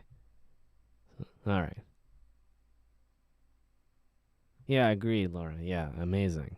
Like, that person, and I'm sure that they don't do it for that, but that person should get some sort of award. Like, there has to be, like, I know there's got to be, if they don't have tattoo awards, they should have tattoo awards, and that person should win one of the categories. Like that's the coolest thing ever. And I know there's some other amazing artists out there that do incredible work like that, like a mastectomy artist and things like that. So, I mean, there's all kinds of great artists out there, not just her, but like, just one person that's in the recent news that is doing amazing work with their artwork, and should be, is definitely deserving of that praise.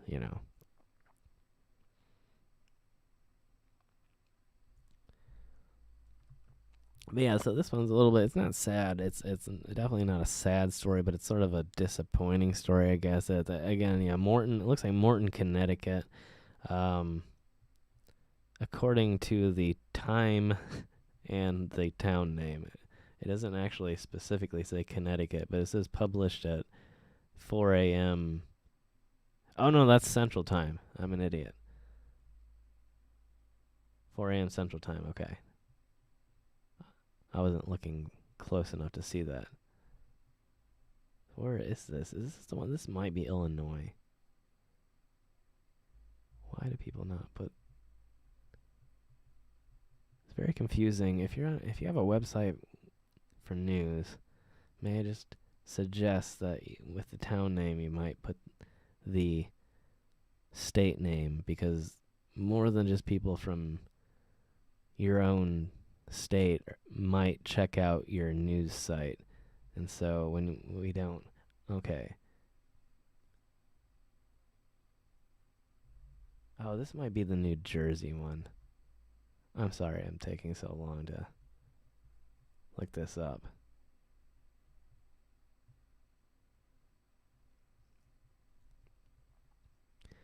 But anyway, we'll figure out the state that it's in later. I don't really care right now. But a town called Morton, and there's this couple named Jason and Amanda Parker who wanted to open up a tattoo parlor, and this is according to the Journal Star, or pjstar.com.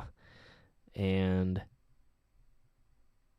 apparently, for whatever reason, it wasn't a business part of town that allowed general businesses, and apparently it used to be it looks like a custom stained glass store, but for whatever reason, there was a a zoning regulation against tattoo parlors in that section of town, and so they weren't able to move into their new business because the town city council, essentially, I think it's a city council, I believe. Oh, the village board. I guess that's the same thing as the city council, pretty close, but they voted against it for whatever reason, and not to change the zoning. And I don't know, it doesn't really say what the specific reasons, and it looks like some people weren't really willing to discuss the reasons. Let me see if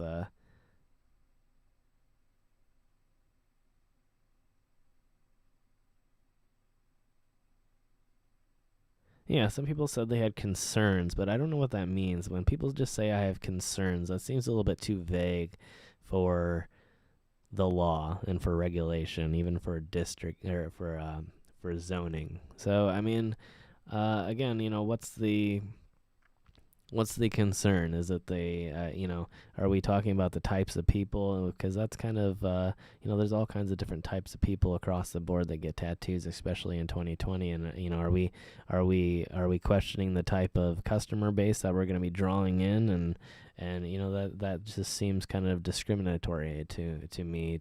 But again, maybe they're just being private about it. Maybe there are other reasons or health reasons or something like that they're not willing to change. But it seems kind of weird that specifically into a zone that would require, because according to the article, it appears that they allow shopping centers in this zone, but not a tattoo parlor, which, again, it's, I guess I understand from the point of people's own misconceptions that, again, years and years and years and years ago, it was considered to be something that was more of a criminal element. But again, it's something that's pretty much worked its way into pop culture, and so I find that discriminating upon these businesses based upon what customer base you think that they may have traditionally attracted is sort of ignorant in a way, especially considering that, years and years ago, even maybe after or maybe during, the height of this idea that criminals get tattoos, and obviously they do to a certain extent. There are criminal organizations that identify themselves by tattoos, but at the same time, since I think early World War I, maybe even Spanish American War, here in the U.S., military style tattoos have been something that have been growing, whether it's, the Navy people getting their anchor tattoos or whatever it may be. The idea that only criminals and degenerates are getting tattoos, especially years later, is something that is kind of ridiculous. And I think that, you're kind of holding on to old notions if you're enforcing that in your codes, especially your building codes and your business codes, So it's a little weird.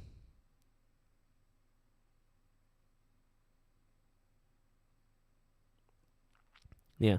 Well, at the same time, like, yeah, I understand that there is a criminal element to the tattoo scene. I'm not arguing that there isn't. And there's a huge problem with, there's biker gangs in the United States. We obviously have, the Outlaws, the Hells Angels, and handfuls more of, there's biker rallies that hundreds of thousands of bikers show up to here. So, it happens here too. But at the same time, I don't think that you can't use one small segment of any one given group to judge the entire group, and to assume that that's all that's going to show up. And again, I'm not blaming them for that because they haven't specifically said that, but to me that's probably my first thought, and something that probably rings true in a lot of areas. So, but again, I don't want to specifically judge them, having not actually knowing, but I would hope it's not.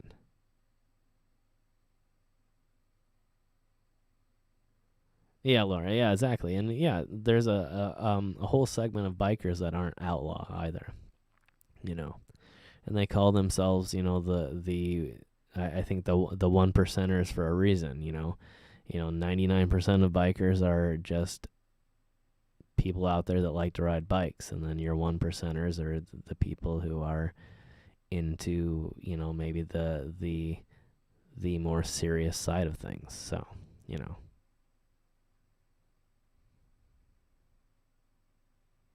Yeah, but I think to a certain degree, people are more accepting of people that are different for them when they're sort of paying money to be entertained by it.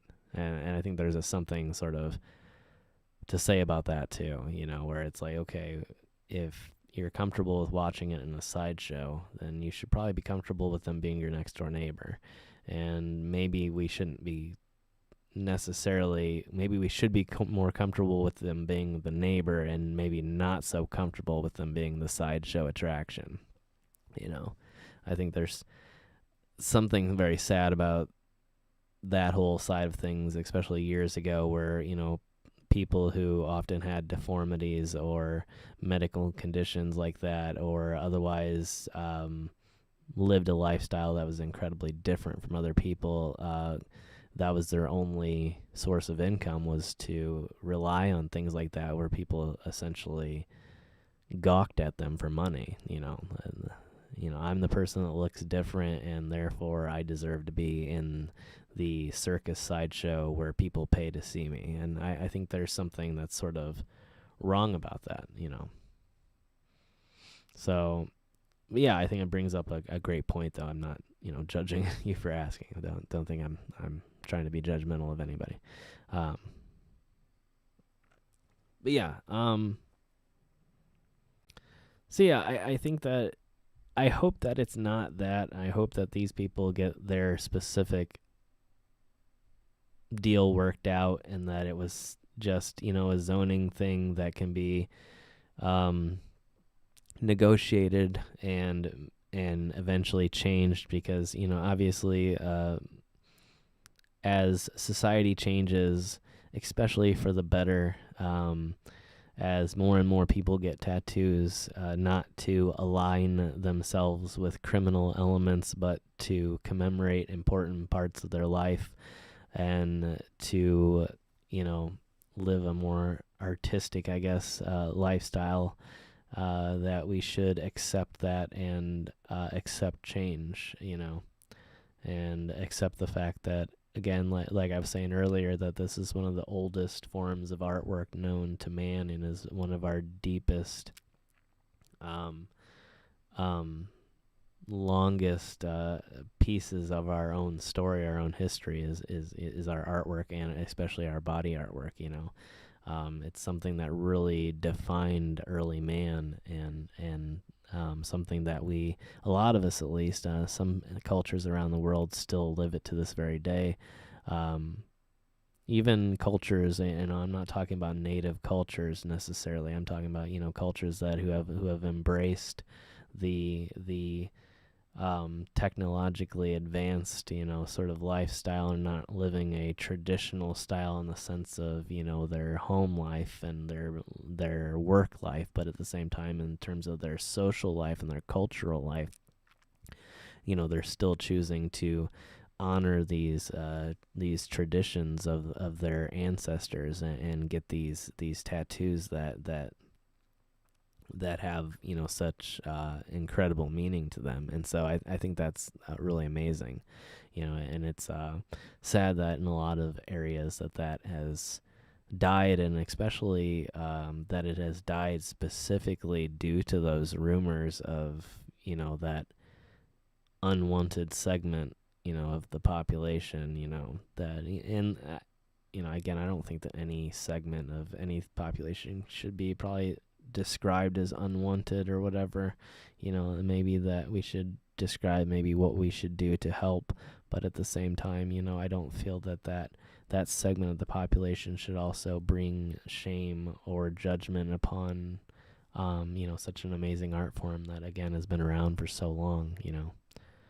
As long as we can write down stories, we've been tattooing each other. So it's something that's been with us there from literally the beginning of history. Before history, there was artwork, and before history, I guarantee you there were tattoos.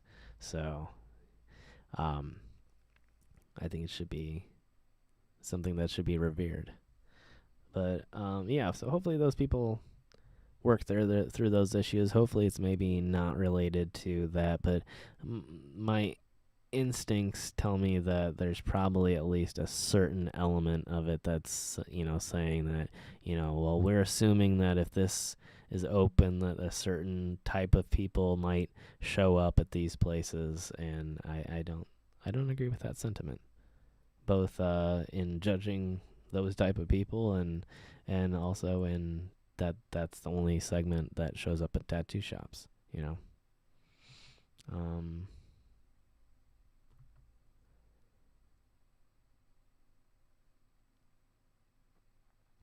All right, I'll touch on one before I go on break, and then I'll talk about the other one after the end of the break here, because I want to have something to talk about afterwards, so that it doesn't seem like we're just going to break to come back and end the live stream like it seems like I do a lot, where we just have like that last hour or two where we just sort of wind things down. So I am going to try and save a few things, but this isn't actually a news story, although I will credit the I'm not really going to talk about I will briefly talk about the synopsis of the story just to provide a little bit of context, but I just thought it was funny. There's this WSJ magazine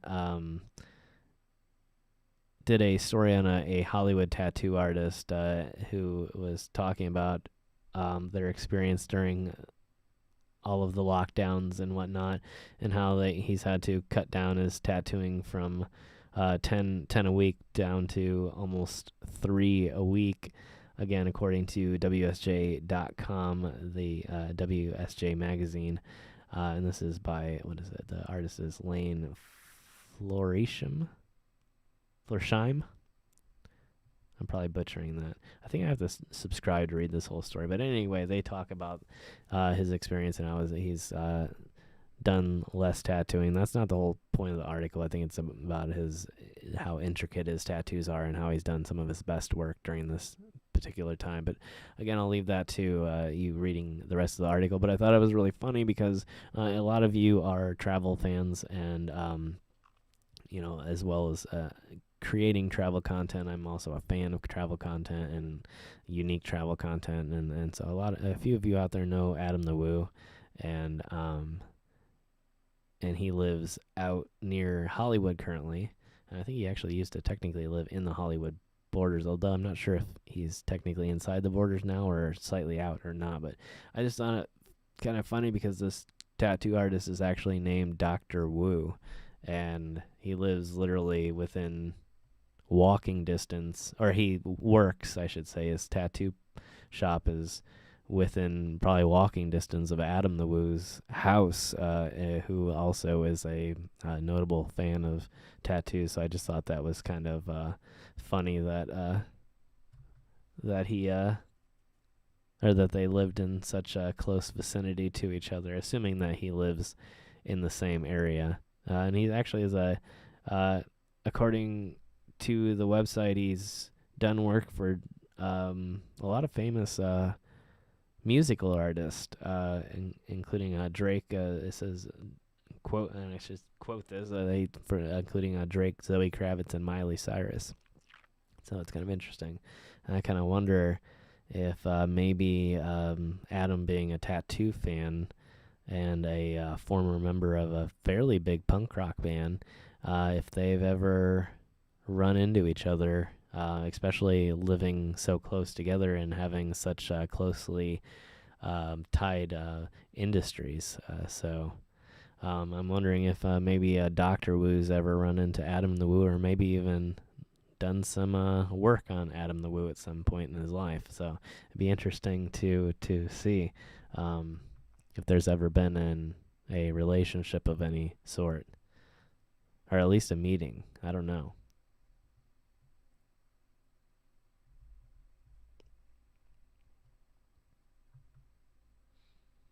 But yeah, that's pretty much the end of that. Adam and Jacobs. Oh yeah, I'm aware of the Carpetbagger channel. I've watched a few of his videos, for sure. Yeah, they get together a few times. More than a few times they've been together in a video. But yeah, for sure. I'm familiar with both of them. In fact, both of them have been fairly close to me recently.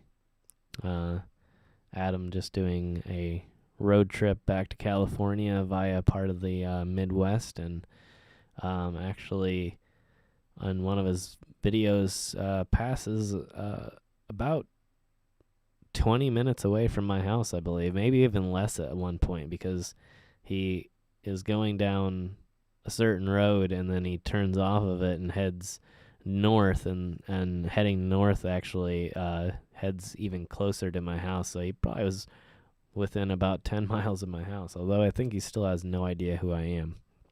Although he's responded to a few of my comments over the years, but I don't think he really knows of my existence at all. But yeah, would love to work with him one day, maybe when things are a little bit safer. But it was interesting to see some areas and some roads that I was very familiar with. Seeing him drive down those roads and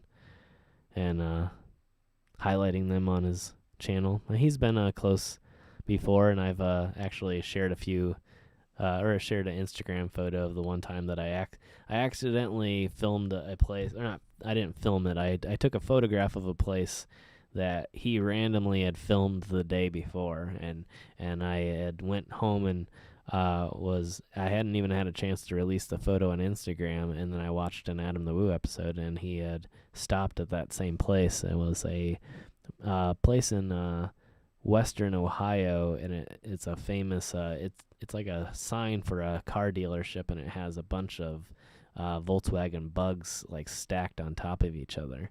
And he, in one of his episodes, went by there and had taken some video footage of it. And when I was watching the episode, I realized that I had a photograph of it on my phone that I had taken that very day, and so I released it on Instagram. Yeah, absolutely. I would love to do a collaboration with Adam the Woo. Yeah, he's a good guy. I think that we have very similar stories in both punk rock and being in bands, and I know he plays bass and I play guitar, and we both have tattoos, and I think it'd be a very interesting collaboration. So maybe one day. We'll never know until it happens. But yeah, at this point, other than the handful of comments, from years past where I've, left a comment on his video, and he's randomly responded or whatever, just like he randomly does to other people. That's about my only interaction with Adam the Woo. But other than that, here's hoping maybe one day. Yeah, he has a family not too far away from where I live.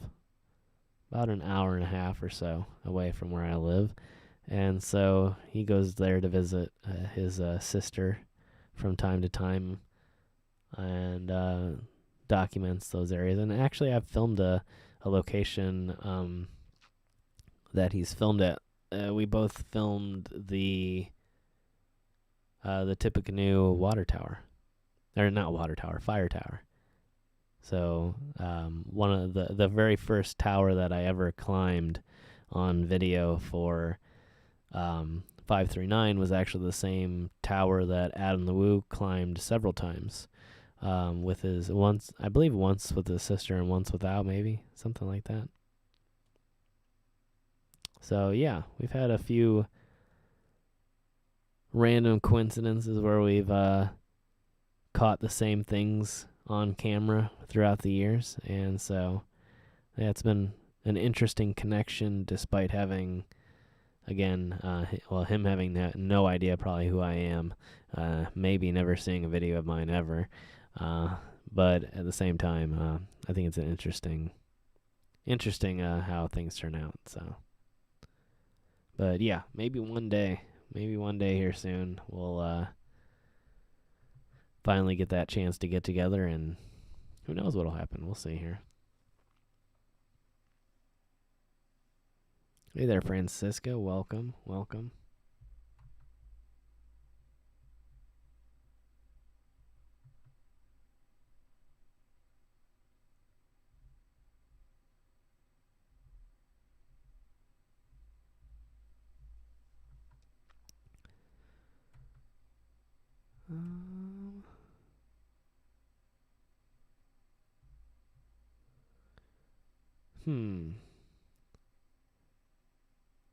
Let's see. I think I have 1, 2. No, that's not one. That was the Woo. So 1, 2. I already did that one. Looks like a couple more, and then I don't know. I might talk about a few personal stories. I think I've told most of my tattoo stories. I know I've told the meanings a lot. I think I've told most of the stories behind them too. I don't know. It depends on how many people here have probably heard it and want to hear it. But I think I'm going to take a quick break and get something to drink here. I've had a pop this entire time, but it's like 20 feet that way. And when I hit go live, I was like, screw it. I'm not going to pause the live stream or get up and walk away just to go get it. I'll just suffer through and wait. So I might get that here in a second here. What is the picture besides the... it used to be more visible. I'm assuming you're talking about the one over this way. Yeah, beside the...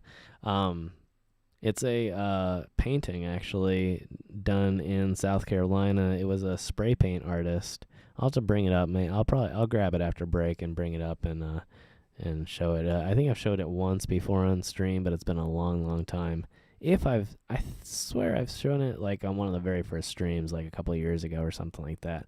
But obviously most people here wouldn't have seen that. But yeah, just trying to remember myself. But yeah, it's a spray paint painting, and it's like a sci-fi painting of like a pyramid scene with like a moon in very close orbit above this kind of strange planet. It has very Tron kind of feel to it in a way. But yeah, it's a really cool spray paint piece done by an artist in South Carolina who was a traveling artist. And I know there's a lot of artists that do this style, but I think he travels all around like South America, Central America, and the United States, because I think I found somebody randomly when I was in high school that went to Mexico and bought a piece of artwork from him as well. And we found out later that it was the same. I believe we found out it was the same person. I don't know 100%. It might have been a different spray paint artist, I'll be honest, but I'm thinking it was the same person that we looked up and saw that it was a similar signature. So, but yeah, he's a traveling spray paint artist, and it's pretty cool. It's not the most super complex work of art, but Um, yeah, it was one of the first pieces of artwork I ever got, and I ever got framed in a semi-professional framing. I mean, it's professionally done, but it's not like a matted museum worthy framing job. It is definitely just your standard frame job, but I think it looks kind of cool. But it definitely needs to be better lit, especially for the stream. I would like to get one of the actual painting lights that hangs directly over the top and has more directional light coming down over it, so you can see the painting without it overlighting the room. So, but yeah, that's the painting. I don't know if I can. You can kind of see it better like that, but I'll bring it over closer in a little bit here. But you can kind of vaguely get the idea of the pyramid behind it, or the pyramid in the moon. So, oh, your subtitles are turned on. Well, if you want to turn those off, I think the bottom left of the video screen is the close. It should say CC for closed captions, but yeah, they're pretty hilarious. The auto translate. Whether they're going from English to English or whether they're going from whatever language and then you're translating to another language, yeah, they can be pretty terrible. YouTube's definitely working on it, but it's a work in process, in progress. It's not a finished piece of work yet. They don't get a heck of a lot right, and the translations are iffy at best. So yeah, but it's definitely a lot of fun to watch. And occasionally, if you already know the gist of the video, I feel like you can kind of turn it on and figure out what they're trying to say. And a lot of times you can kind of, especially if it's language to language, and it's just really hard to, or same language, and it's just kind of hard to understand. And so they have it turned on for that, then you can sort of guess. Maybe with the translation it might be a little bit harder, but you can kind of guess a lot of times. But yeah, it can be comedic at times for sure.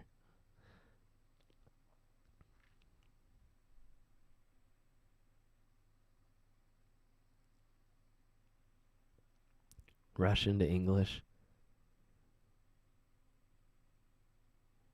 Oh, like you tried to insinuate that I spoke Russian, and that it should translate my Russian to English, and so it tried to. That would be interesting. I know very few Russian words.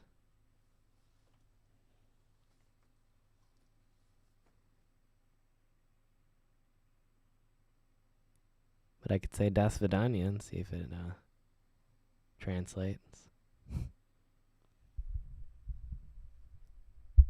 But who knows? Anyway,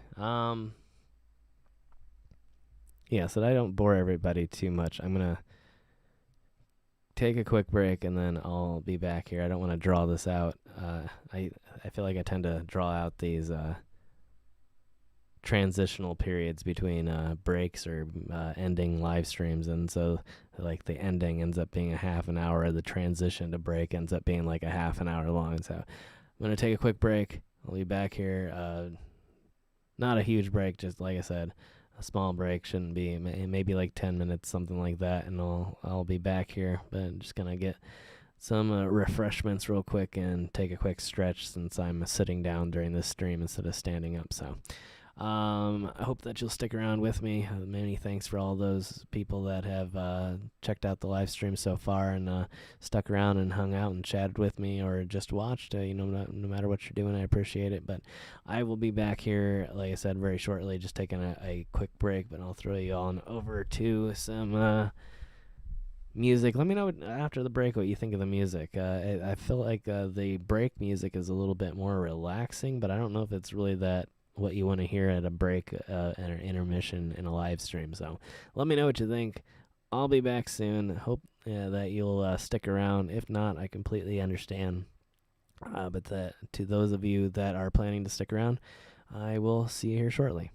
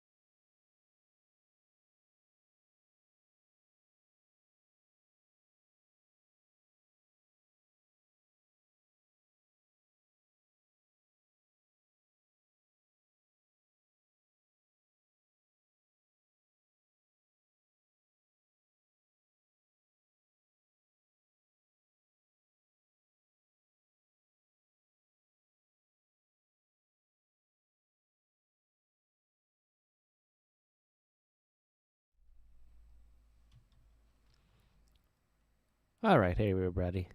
Welcome back. I guess I always say that, but again, I guess I'm the one that's back, and all of you, at least everybody that's stuck around, are the ones that are here. So maybe it's slightly incorrect of me to say welcome back. Excuse me. Why do I not hit the mute button? Specifically added a mute button so that if I ever needed to cough or clear my throat or do whatever, I could just hit it real quick, and it's like right here. I just have to now because the mute button was on, and it was that easy for me to do, but yet I still don't do it. So I'll learn one of these days. But to those of you that stuck around, very many thanks to you, and to the people that didn't. You probably won't be rewatching this to this point. Maybe you'll pick up where you left off. I don't know, but if you happen to pick up where you left off, thank you for joining me when you did. Appreciate you all again. But yeah, thanks to all those people. I see there's a few more likes now, so thank you to everybody who hit that thumbs up button. If you are enjoying the stream and you have yet to hit that thumbs up button, excuse me, not just a thumbs button, but if you haven't yet hit that button, consider giving me a thumbs up, or giving the video a thumbs up, the stream a thumbs up if you're enjoying it, if you're entertained. Welcome back, Leandra. Thanks for joining us again. So yeah, we had a few news stories left to talk about, and we'll get into those here in a little bit, but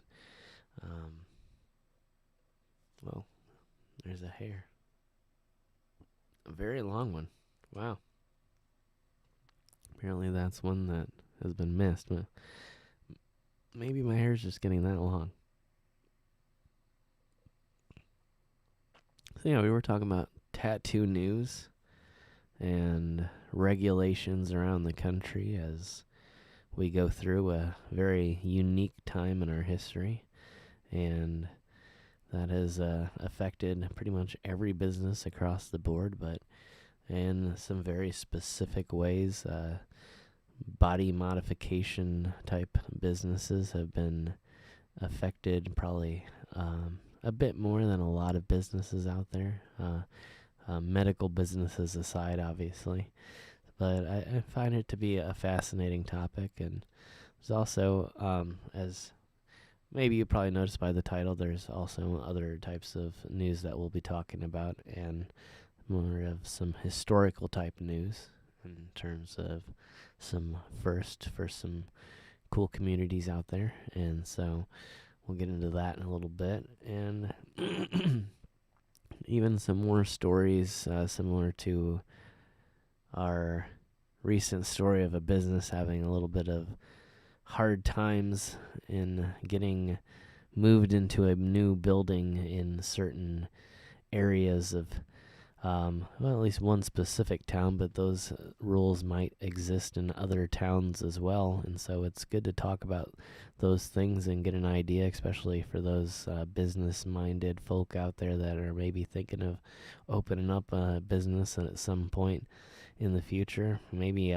now is probably not the best time, although sadly, as it may be, it might be a good time after this is all over, because there really is going to be somewhat of a vacuum after this is all said and done, because a lot of businesses, I think something like, what is it, like 20% or something of all local businesses have gone out of business, or something crazy like that. Like huge percentages of businesses are going out of business, to say the least. I don't know that my numbers are 100% accurate, but it was a pretty impressive number of local businesses that were unfortunately unable to stay open despite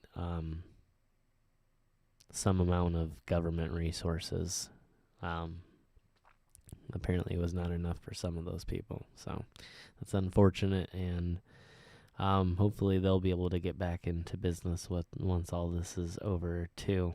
But to people out there who are thinking of starting up a business, that is probably a good time to do so. So it's something to think about at the very least. But make sure to be kind to people that are in the same field of business that are maybe trying to recover from the extraordinary circumstances that we're going through. So,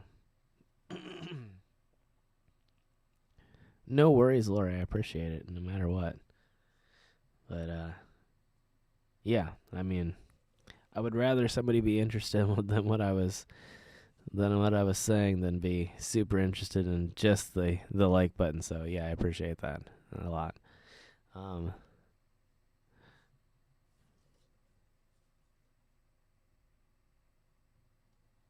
Yeah, YouTube does pay attention to watch time and all kinds of different factors now, Francisca. So it doesn't actually, in terms of thumbs up,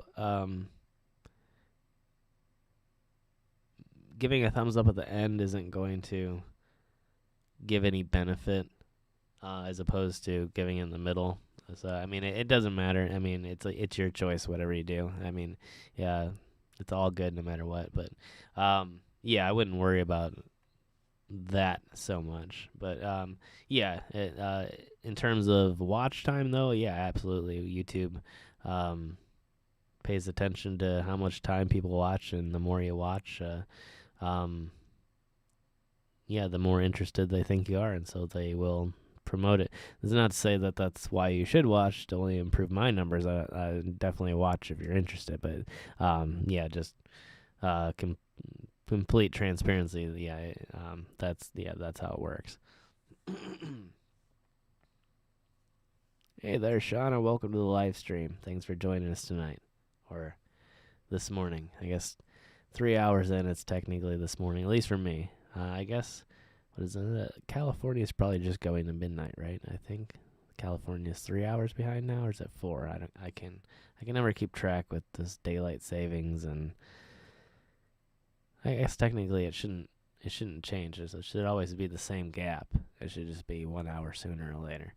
So, yeah. Anyway, rambling, but I don't know. Maybe we'll dive back into the news. So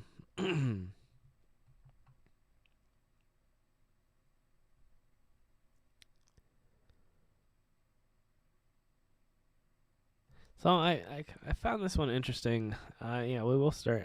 This is not the one I was intending to do next. Maybe slightly sadder of a story again, but not really super sad. Again, just more business related. This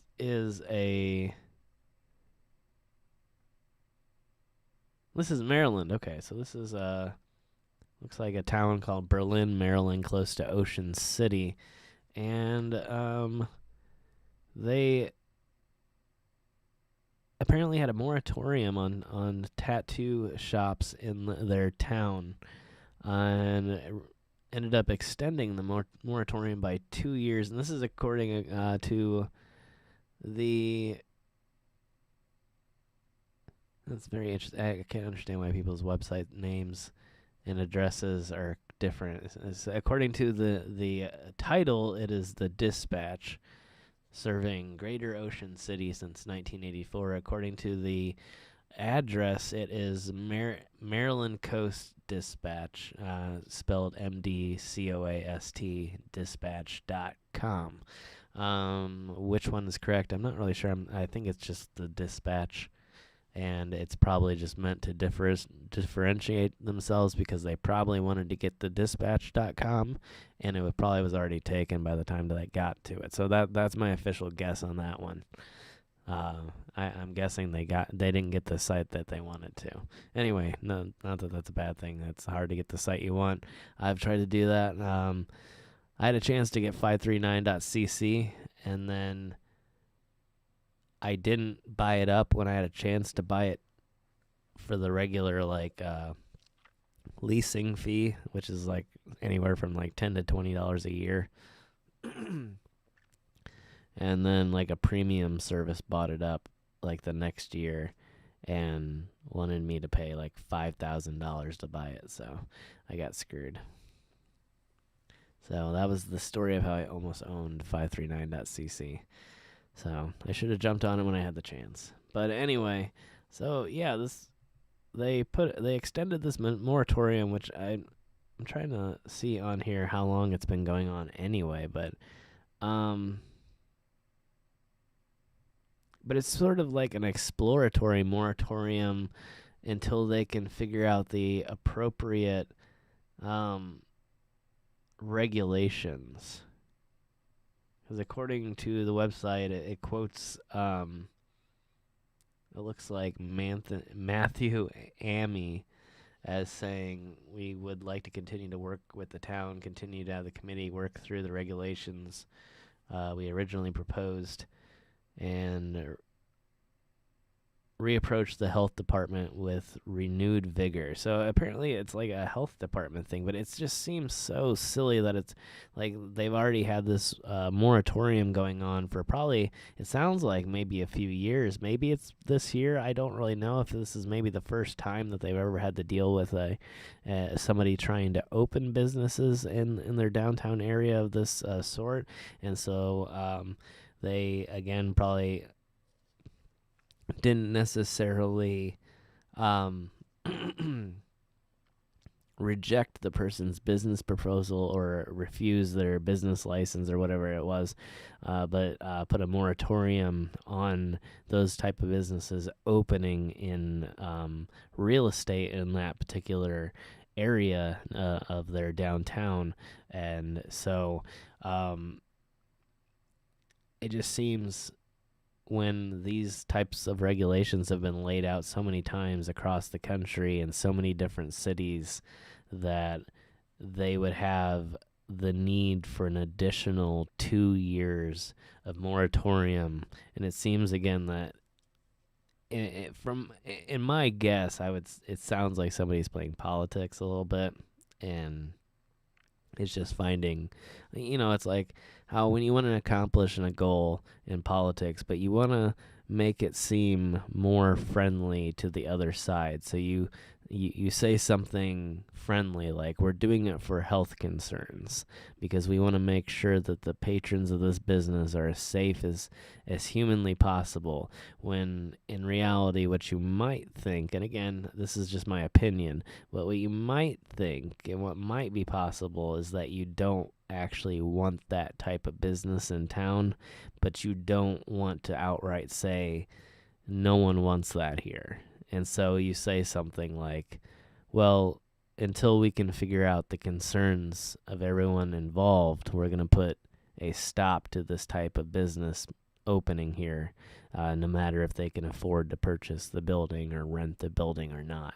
And again, I can't prove that that's the case here, but I also think that 2 years time to figure out, again, on top of however much time that they had felt like they needed before, 2 years additional time to work out regulations with the health department that they could just refer to any other health department around the nation that already deals with this sort of business is ridiculous. Call New York City, see what they do. I'm sure they've dealt with more than their fair share of tattoos and more than their fair share of experience in regulating those businesses safely. So maybe call somebody. I could see if the business didn't exist before and you're like, this is a brand new thing. We've never had a tattoo shop before, ever. But this is the United States, and we've had tattoos for a long time. Call someone. Don't keep these businesses waiting 2 extra years on top of the already way too much time than you already needed to get open these businesses. It's like either you're playing politics or you're just not doing your job in this area to the extent that you should be. Call somebody. You can hire a consultant, from any one of these businesses or departments from across the country. Hire somebody that retired, hire somebody that's looking for a change of job. There's lots of qualified people out there that can guide you in this area why do you need a 2-year moratorium to figure out something that's already been figured out thousands of times? It's unacceptable. Like you're essentially killing a segment of your small business. So that's my thoughts.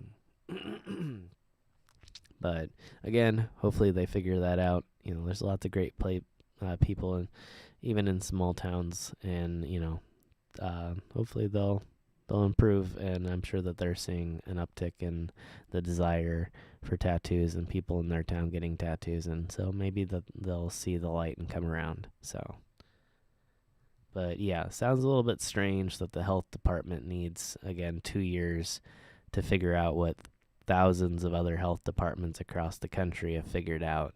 And they could probably walk to a health department in one day that could tell them how to regulate tattoo businesses. So, like, that's where it gets kind of sad in my eyes.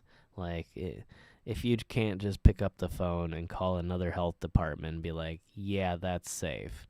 You've dealt with it for how many years? Okay, and you've had this many health issues? Okay, well, that sounds safe to me. That's what falls within guidelines that we regulate other businesses and other medical type businesses at. So, okay, let's start with that. There's some very easy ways to solve this problem, and it's the countless thousands of other tattoo shops in countless other cities that legally allow and regulate these businesses. So it'd be like a town saying, well, we're going to need to put a 2-year moratorium on restaurants because we just need to figure this thing out first. Like, okay, well, call Chicago. They've got some restaurants that could probably tell you how to regulate it. Like, call New York, call LA, call the town next door. Like, you're going to say that you need a moratorium for something that's already been figured out thousands of times before. That seems like an excuse to me. So that's my thought on that.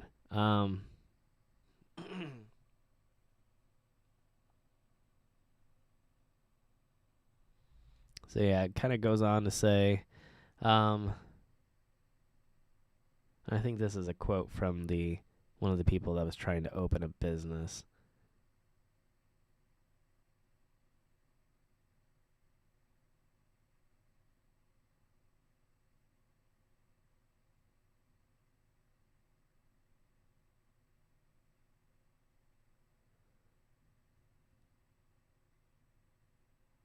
Yeah, and apparently it revolved around inspections. So again, like, we've been doing inspections and health inspections for different types of businesses for years, so why can we not figure it out for a tattoo business, which is pretty relatable to a medical business? If you can figure out how to open up a local doctor's office, how is a tattoo shop that much more difficult? In fact, I would think the doctor's office would outclass that. You're talking about something far more simple. And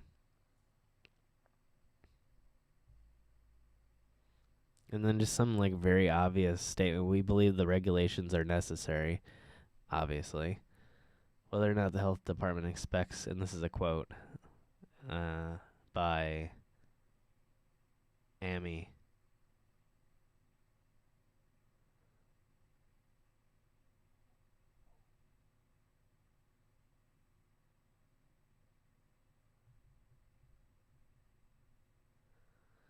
Yeah, it's just saying that's their concern.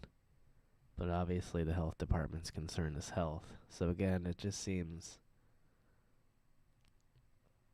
Yeah, but then he goes on to say, yeah, by over-regulating the industry, you're not allowing a viable industry to thrive, and that's really what it comes down to. It's like, and not only are they not allowing it to thrive, they're not allowing it to exist in the least because they're not allowing it to be regulated by acting like they need more time to invent regulations that have already been invented. Like I said, it's already been pretty much perfected.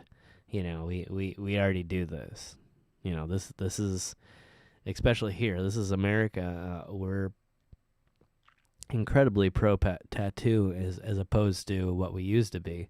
And so this is something that happens a lot. I mean, I can't count how many tattoo shops I could go to. I mean, there's probably, in driving distance of me right now, there's probably 20 plus tattoo shops. And it's like, so we regulate all those here. And they seem to have such a huge issue with it.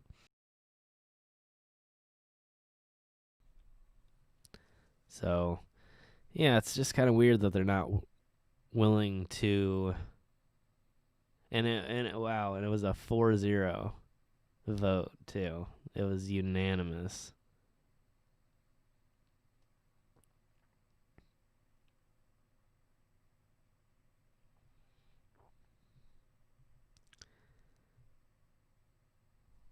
They're saying, yeah, that they have to, according to the article again, it's saying that they're saying, quote, if we don't extend the moratorium, then we have to prohibit the businesses, because if the businesses are allowed to open up without the regulations, then people are going to get hurt.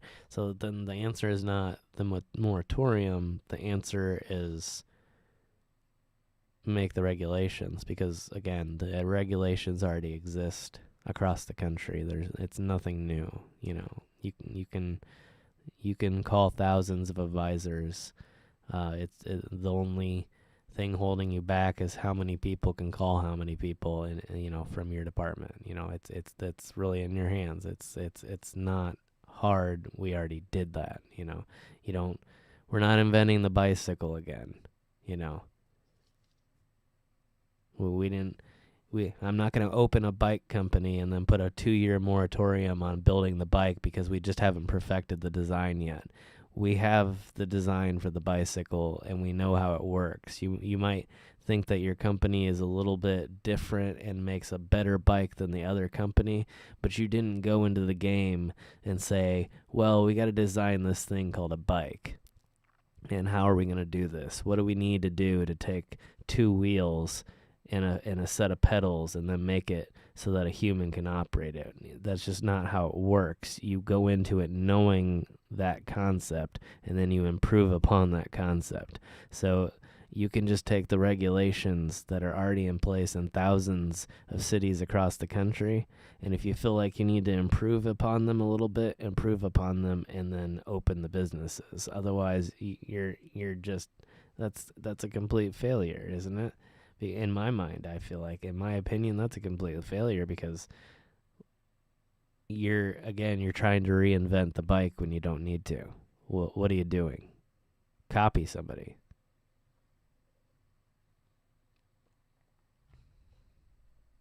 So that's my thought on that. Just copy somebody. What are you doing? Like, just copy. Like, it's one of the few areas where it's a good thing. If somebody has some great laws and regulations somewhere, copy those laws and regulations so that you have great laws and regulations. Like, it's the easiest thing in the world. Do a little bit of research, and one day I could probably find out which city around the nation has the least amount of tattoo related injuries and deaths, and complaints. And once I figured out those numbers, I could contact those health departments, get copies. I could probably even go to their websites, get copies of the regulations necessary for the tattoo businesses and body modification businesses to operate in those cities, and I could go on those guidelines right there, and I could achieve the same results that they achieve because I'm doing the same job. It's not a bad thing. This is the United States, and this is what we do.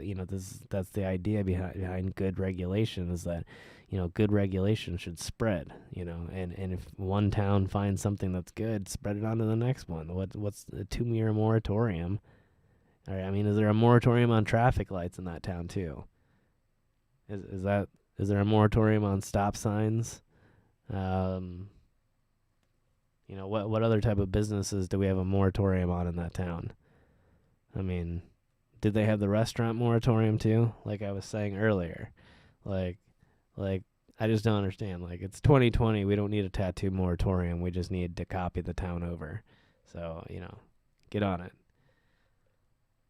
2:23, and so you're an hour behind us in Texas. What is that? Central, probably. I'm guessing Central time zone. Yeah, I don't mean to get too irritated, but I feel like for anything like that, when it's a business that we've done so many times before, just why a moratorium? Why? Like we if I just a comment on moratoriums and not this topic anymore, but just on a side note, like we have moratoriums on like genetically modified foods because we feel like we don't know enough about them yet. That's what moratoriums are for, you know. We have moratoriums on like genetically manipulating humans because we feel like we don't know enough about it to do it safely yet. Why do we need more? We don't. Well, in my mind, like I said, in my opinion, we don't need moratoriums on businesses we already know how to do. You know, declare a 5-year moratorium on pizza delivery. Logistics are just far too complex.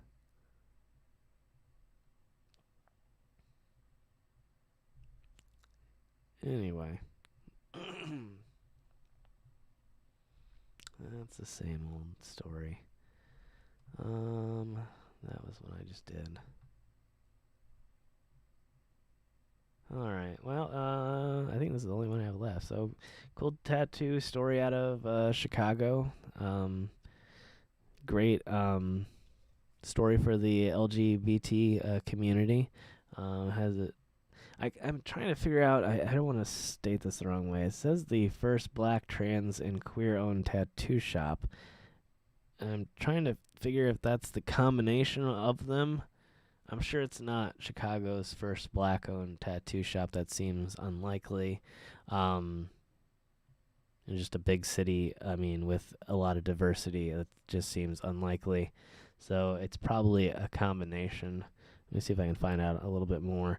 But yeah, this the owner named Faith felt like they weren't being treated fairly, and had worked a lot in the suburbs of Chicago, and felt like that their presence there wasn't really wanted, which I think is sad to begin with, that somebody would turn away a fellow artist just because of their who they were, what they looked like, who they identify as. I think that's kind of sad that, in any professional industry or artistic industry, that somebody should be looked at for anything other than their expertise and skill and desirability in terms of their work.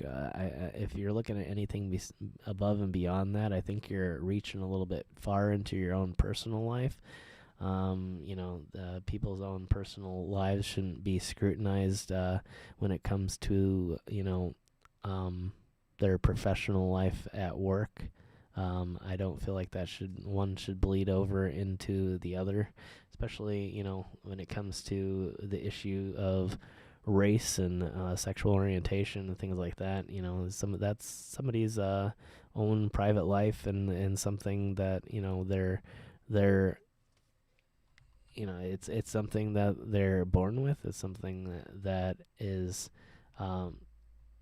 something that they're not trying to change, and it's not something that they should be regulated for. So,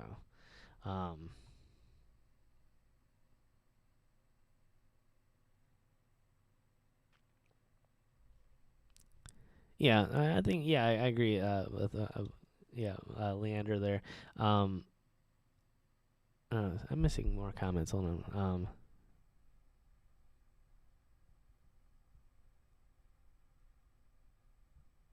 Photographer for doing more of a adult side of and that's wrong. You don't have to go there. You're not being forced to look at it or watch it or to patronize that business. You're not being forced to give them money. So, and as long as they're not shoving that in your face, I don't think that there should be a reason, especially if something so innocent as that. That's you know photography is photography.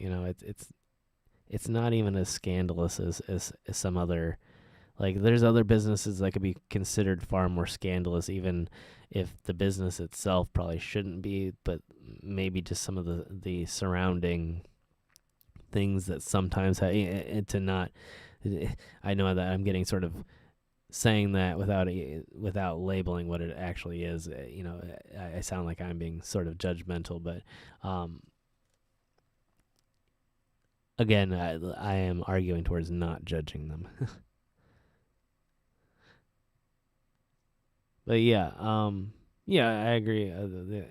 If something goes against local sensibilities, people, whether it's right or wrong, will uh, a lot of times side with the tradition as opposed to changing towards something that's otherwise logically correct, like ignoring what somebody does in their personal time and appreciating what they do in their professional time.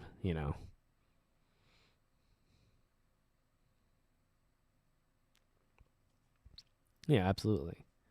And that's, what freedom and equality are really all about in a lot of ways. It's not that, not that, again, it'd be nice, in a perfect world that everyone was a good person to one another and didn't judge one another.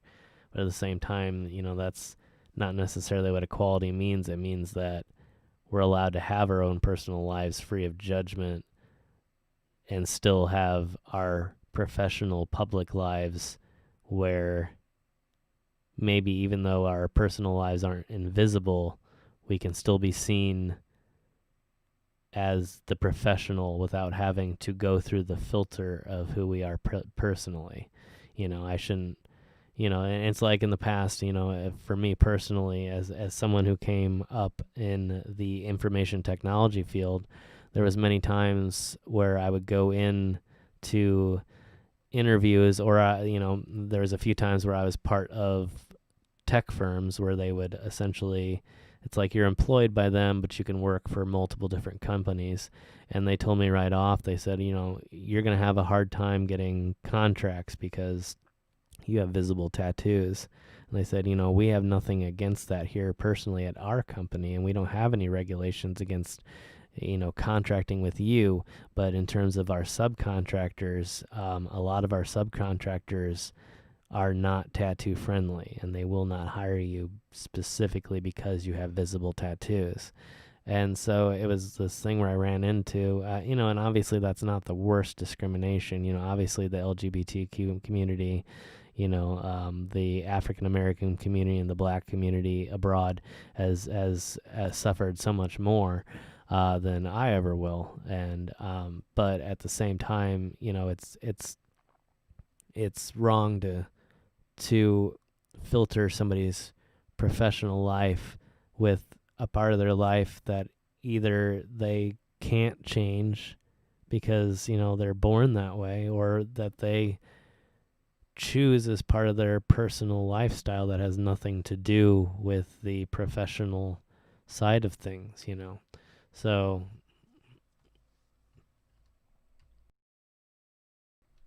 there we go. So yeah, I mean,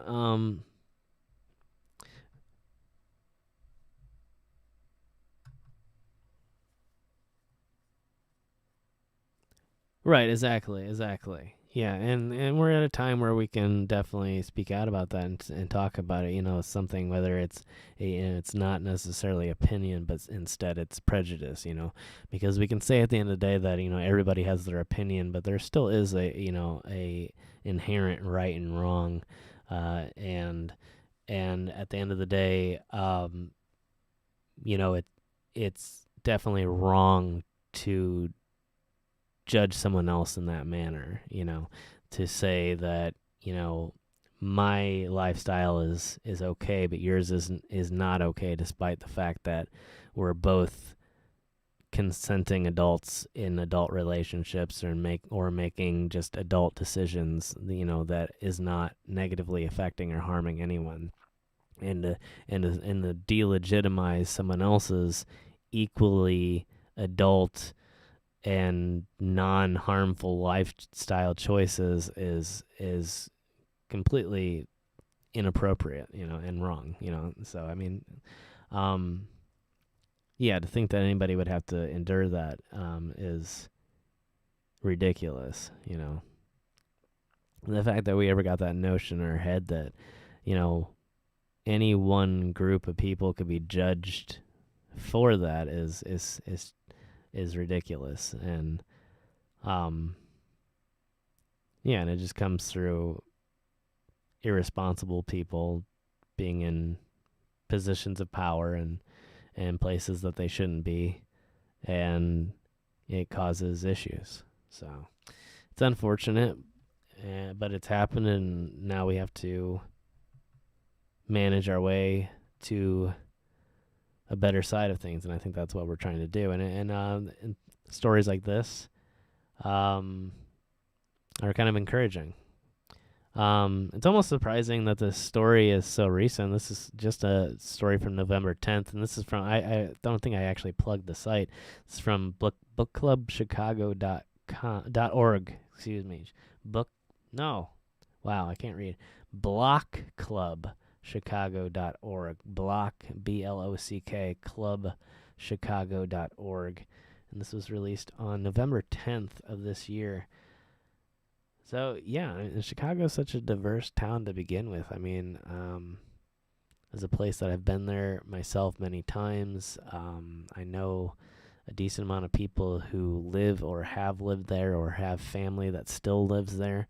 And it's such a diverse, amazing place, similar to New York City. And, yeah, it's kind of surprising this is in 2020 still a first. So, but many congratulations to Faith for opening this tattoo studio.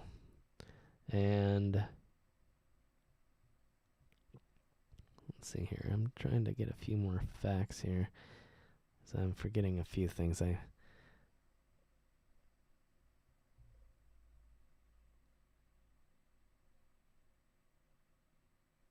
But yeah, it surprised me that it said that there's a real issue in Illinois and Chicago, according to this site and according to this person, Faith, the owner of this site, that there was a real problem, at least in this area, with tattoo shops that are owned and run by it says homophobic, transphobic, and racist people, which surprises me so much because there seems to be, in my experience, a lot of times with businesses related to alternative culture, whether it was music or body modification or other adjacent type of businesses, that in a lot of ways, and at least in my area, they've always seemed to be fairly open and fairly fairly progressive as opposed to other areas, whereas, it's like tattoos are so, in a lot of ways, still judged a lot anyway. It would seem that people living those lifestyles, owning those businesses, would be acutely aware of what it meant to be judged for something that you shouldn't be judged for, and would be more open. And like I said, in my experience, and I have no tattoo experience in Chicago or piercing experience of any sort in Chicago. I've never had anybody in those, or anybody that I know in those businesses in Chicago, or visited any of those businesses in Chicago, so I don't know what it's like there. But in my experience, it seemed that people in those businesses often seem, at least in my mind, I always thought that they were more welcoming in a lot of ways. And so to find out that, someone had such a hard time is kind of saddening.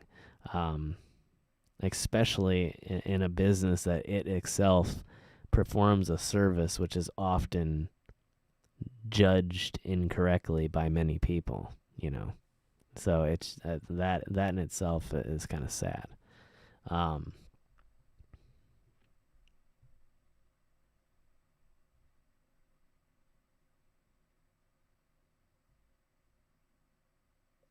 But yeah, again, a really great story. If you want to check out the whole thing, you can read it again on blockclubchicago.org.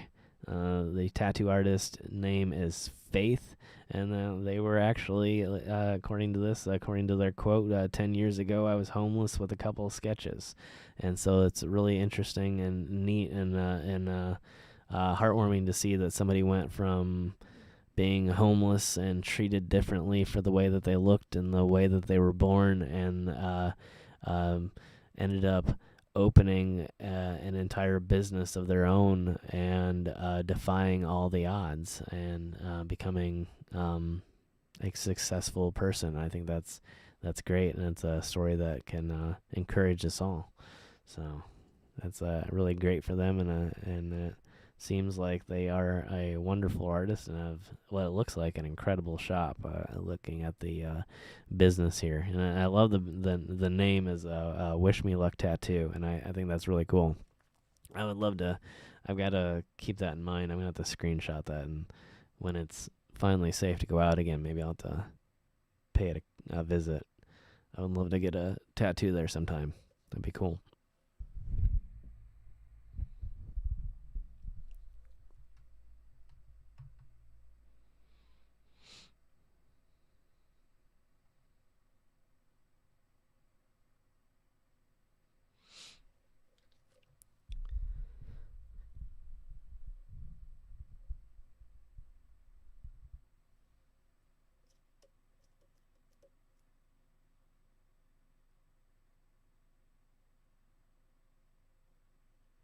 Yeah, I guess it is. Yeah, so it's somewhat dependent on where you go. I think there's good people everywhere. Unfortunately, I think in some areas there's just a lack of education, um, a lack of talking. You know, education, communication, things like that are a real big deal when it comes to being different. And um I've definitely have not struggled as much as some of these people, and there's a lot of groups out there that struggle way more. But even as someone who's has made the choices that I made, I don't have anything that I've really been scrutinized, maybe besides my height, on what I can't choose, and I can't imagine what it would be like to be in one of those groups, whether it was race based or whether it was orientation based or identity based, or whatever it may be. But I know just from my own choices, from tattoos, from piercings, I know just how judgmental people can be with that. And so yeah, I can definitely feel for those people and hope for a better world. But I know that a lot of it, in my experience, even with my own, with the judgments that come upon me for the choices that I've made in my life, a lot of it stems from ignorance. A lot of it stems from that person doesn't understand. They don't know enough people. They haven't talked to enough people. They maybe haven't had enough people in their lives to stop them and say, no, this is normal. This is okay. And even if it makes you, for some reason, uncomfortable, that's on you. You don't have to expose yourself. No one's asking you you know, to do anything other than afford everybody the same rights and opportunities as anybody else in the world. So, yeah.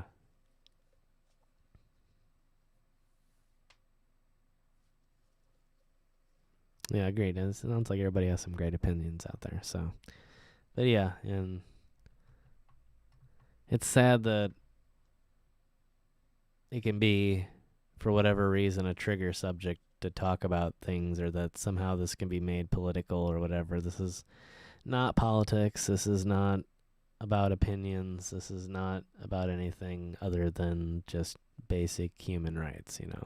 And the moment that we turn it into one side or the other, then we're really destroying the issue and destroying any progress that we can make. No matter what side of the imaginary aisle that you stand on, there's still a right and a wrong, and part of what this American experiment is supposed to be is supposed to be equality for everyone and opportunity for everyone, and to not have to worry about acceptance and not have to worry about whether or not they can open up a business or thrive in their field only because of the things in their life that have nothing to do with what they're trying to do professionally, So my thoughts on that, and again, a big congratulations to Faith in Chicago. It looks like they have an amazing business and some cool plants. Seeing from the I wish I could share all this. Again, check out blockclubchicago.org. This place looks cool. It has neon signs, plants, everything that I like, and pretty much that is close to what we have here. I don't have any neon, but I have some lights. But yeah. So again, congratulations to Faith. Cool story out of Chicago. One of the few positive stories out of that area right now, unfortunately. I wish the best for Chicago and everyone living there. I know they've been having a real rough time recently. They have a huge population and unfortunately a very large poor population, and so they've been struggling pretty greatly with this whole epidemic going on. So it's a real sad situation, and hopefully something that we can get under control here quickly around the country. So definitely my heart goes out to the entire country, and specifically to Chicago, is struggling so badly right now. So, but at any rate, that is all of the news I had to discuss. I didn't want to do a heck of a lot tonight. I just kind of wanted to preview a little bit of what was in store for not only the future of the YouTube streams, but also for the Twitch streams and that whole series of shows that I want to present over there. Like I said, when it comes to Twitch, obviously we won't only be discussing news. I want to take some audience stories, if any of you guys have tattoo stories, whether you're a tattoo artist, whether you're a lover of tattoos and have tattoos, whether you just got your first tattoo, whatever it might be, maybe you have an interesting story that you're willing to share and you're okay with talking on it on a live stream in front of a decent amount of people. And yeah, I'd love to hear from you. And yeah, again, if you're already sounding interested and you're wanting to talk and you have the capability, you have Instagram, or you want to email me, again, you can get a hold of me on Instagram via direct message through my 539 Productions Instagram account. I believe it's just instagram.com/539 Productions, or you can search it on your app or whatever. Or if not, if you're more comfortable with email, you can always email me 539productions@gmail.com. Simple as that. So easy to remember. Should be on my About page on my YouTube channel as well, and posted in a few other areas. Or if you're wondering about it, you can always ask me in one of the live streams and try to coordinate with me that way. But otherwise, just get a hold of me if you're looking ahead to things, and I'll try and give you a more specific time as to when, I might be able to arrange a short interview on one of the streams. Or if, you just happen to be on stream and you're wanting to hop in there and talk quick on Discord and you have an account, feel free to let me know. Give me a short, intro to the story, just about, just a general concept of what you're wanting to talk about. And then I'll try and pull you into the on-air section of Discord and we can chat about that. So it'd be a lot of fun, I think. And again, I'm looking forward to not only doing some interviews with some professionals, but also talking to some people out there who are just who've had some great stories about the tattoos that you've gotten, or maybe even we could have an episode about the tattoos that you're wanting to get. Maybe you have an awesome concept for a tattoo that you think's really unique, and you want to talk about it on stream. Maybe we could do something like that too. But I also might, like I said, do a few travel type series. I might try to do maybe even some days where we do some like multiple streams, like we do like a travel type stream during the day, maybe even an on the road type of stream. If I, like I said, when I get the equipment all up and running and get everything purchased that I need to purchase to make watchable video from the road and have good signal. I might do that and then do a late night, tattoo stream or tattoo news or tattoo stories or something like that, or other body modifications, or again, like we were talking about earlier, to do interviews with different types of alternative culture guests, like skating communities and things like that. So, yeah, a lot of plans that are coming to fruition finally, that we've got the equipment upgraded, and so I'm looking forward to getting started on that side of things. And so that's what tonight was kind of about, to just give a short little sample of what is going to be coming up here.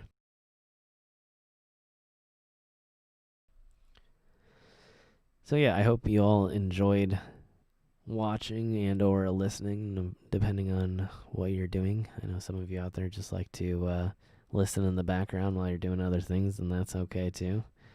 So I hope that you all enjoyed listening, and enjoyed some of the commentary on the news items and on some of your questions and comments here tonight. And again, if you're not following me over on Twitch, the address is twitch.tv/539productions. I know a few people were having some issues with reaching it. That should go directly to it. It brought me directly to the right site. So, yeah, again, it shouldn't be sending you to the wrong one. I will go ahead and verify, and maybe I'll put the link up in the upcoming stream on YouTube as well. Because, again, I will do, like I said, we'll do the same day for the first stream, and I'll do like a short, not a short, but we'll do a regular stream, sort of like this. Maybe not quite as long, but we'll do a regular YouTube stream, and then we'll take a break for a while, and then we'll pick up again, and we'll do a separate Twitch stream, so that we make everybody happy in terms of service and everything like that. And again, I don't need any issues with YouTube, and I'm not trying to step on any toes. I'm just trying to expand the 539 universe a little bit further and reach a new audience and a new platform. And I'm excited to try it out and see how it works out, and see how you guys like it as well. So, but again, as always, if this is the first time you're seeing me, or the first time you're experiencing any of the channels, make sure you check out 539 Productions, my primary channel, my adventure travel channel, and make sure you hit that subscribe button. And we'd love to see you back here tonight, or not tonight, but on the next stream. And I appreciate everybody that has been a returning member, whether you're coming from 539 Productions. Oh yeah, I'll grab that before we go here. But yeah, whether you're a returning person, or whether this is your first, or whether it's your first stream, appreciate y'all being here.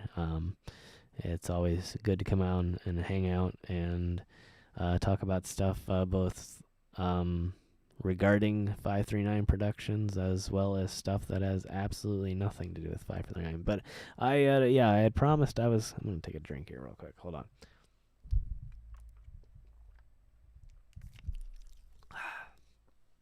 But yeah, I promised I was going to show that artwork, and let me grab that real quick, and then we'll call it a night.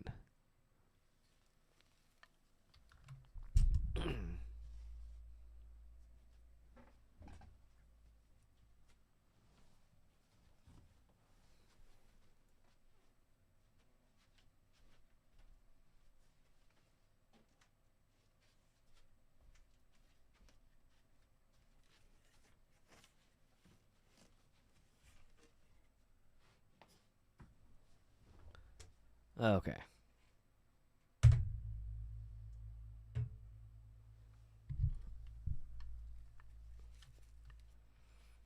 Ooh, I didn't realize how good it felt to take those headphones off.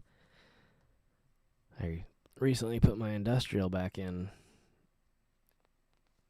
and it's been a little bit sore because the headphones have been on it. So that wasn't fun. I need to not take it out. I took it out for like a week because I changed bars, and then it was a whole ordeal. But I don't know how well it's gonna show up. This is the close up. Well, you can kind of see the reflection of OBS. So yeah, this is it. It is a spray paint art, so it was done live in front of me with different objects such as buckets and pieces of cardboard and scalpels and all kinds of different things, pieces of toilet paper and paper towels, and so there's all kinds of things to give it texture, and then the stars are like flicks of white paint with just a paintbrush. You just kind of hit the paintbrush against his hand, and it made little flecks of white to look like stars.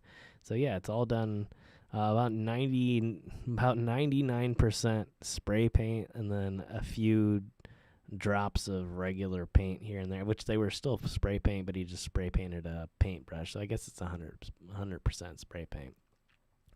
But yeah, it's my first ever purchased piece of professional art, and I got it when I was still a teenager.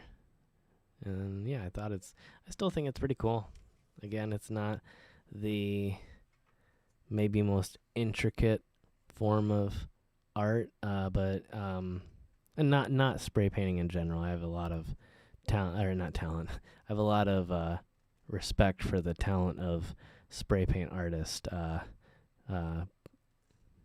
But these are fairly common techniques. But he was really good at it. So I don't know. Maybe that's bad to say that every art, I guess, has technique and then the perfection of that particular technique. So I guess I really can't put that judgment on him. So, but yeah, it's really cool. I like it. I love spray paint art in general, just whether it's tag art or like this sort of almost mimicking of a traditional brush painting, and so I that's kind of what I like about it. It's that kind of crossover, So yeah, that's one of the things that attracted it to me. And again, he was doing it live right there. He was making paintings on the sidewalk, and people were just gathering around, and you could watch him do it for as long as you wanted, or you could give him a tip, or you could purchase a painting. And so I really wanted to not only have a piece for myself, but to support his artwork and support a really cool method of art that I hadn't heard of before. That was the first time I had encountered that. And so yeah, I made sure to pick up a piece for myself and bring it home.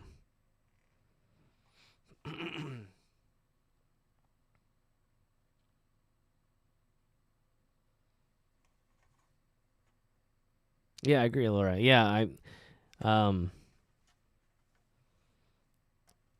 yeah, it makes me feel the same way.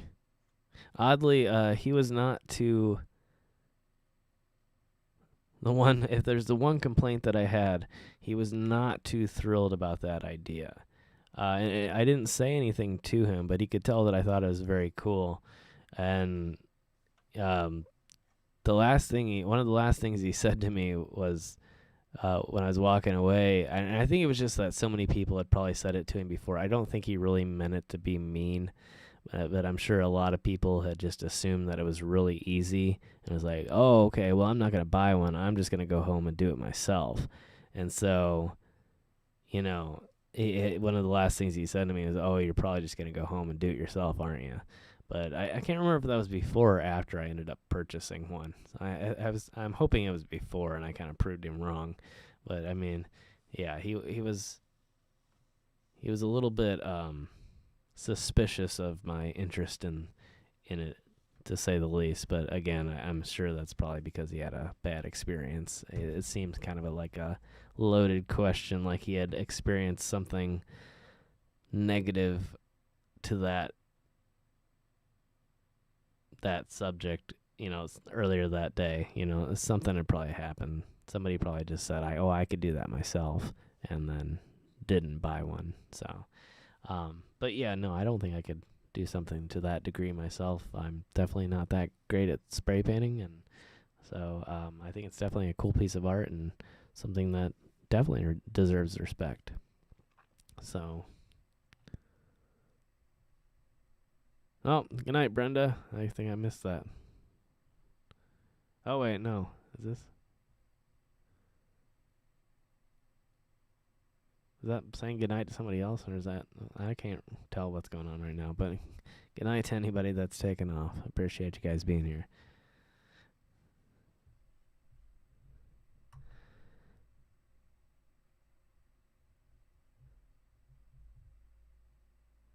Okay. Well, I appreciate you all being here, but like I said, I have actually a busy day tomorrow, and I'm still trying to get an episode out to all of you on 539. I have it's not a compilation, I did a side-by-side comparison of the recovery location, the cemetery that was in the process of being recovered, and it's pretty much almost done. Has a few things left, but the previous time I had been there, before the last video, which was a few weeks ago, and I went back there and found the brand new Civil War memorial and everything like that. And before that, I had done a side by side comparison in the video I did, I think about 6 months or so ago, something like that, maybe a little bit longer ago. I can't remember the exact date that was put out, but I had done a side-by-side comparison, and so I wanted to, again, do a side-by-side comparison from the very beginning, but I didn't want to do the same comparison, so it's pretty much a walkthrough, a shorter, more edited, cut-down walkthrough of one of the very first times that I went there. And the very first time I went there, when it was first marked, but it had none of the renovation had really begun. So everything was still pretty messed up and knocked over and broken apart the way it was in the beginning. And then to do a complete fast forward in the second half to the fully renovated, not necessarily a side by side like each individual part, but sort of just to get the feel of what it felt like to walk through originally, and then what it felt like to walk through on one of the last times. So just to do a progress thus far in a different sort of way. So it is somewhat recycled. Oh, good to see you're still here, Brenda. I thought you were taking off. But yeah, so in a way it is somewhat recycled, but we also will have a brand new one coming out too. So we have essentially another compilation, whoa, that was weird. It said that my CPU, for a brief moment, it reported that my CPU was using negative 2,000% of its power. I've never seen that. That was according to OBS, thankfully, not my computer itself. I've never seen OBS do that before. Anyway, so yeah, I will be doing that, but I will also be doing a new location too. I'm going to be going out and doing filming. So, but I do have a bunch of stuff going on this weekend, and I'm going to be pretty busy. So I did want to have something come out and not leave you guys hanging. So we will have an episode come out tomorrow, and we will have an episode come out Tuesday. But like I said, one of them will be the update video, the sort of side-by-side comparison, and then one of them will be the new on-site filming. So that way we keep the new stuff coming alongside the compilations, even if there are a few compilations here and there. Because I know that there are a lot of people out there that do enjoy the compilations and enjoy rewatching older stuff in a different light and with different perspectives. So,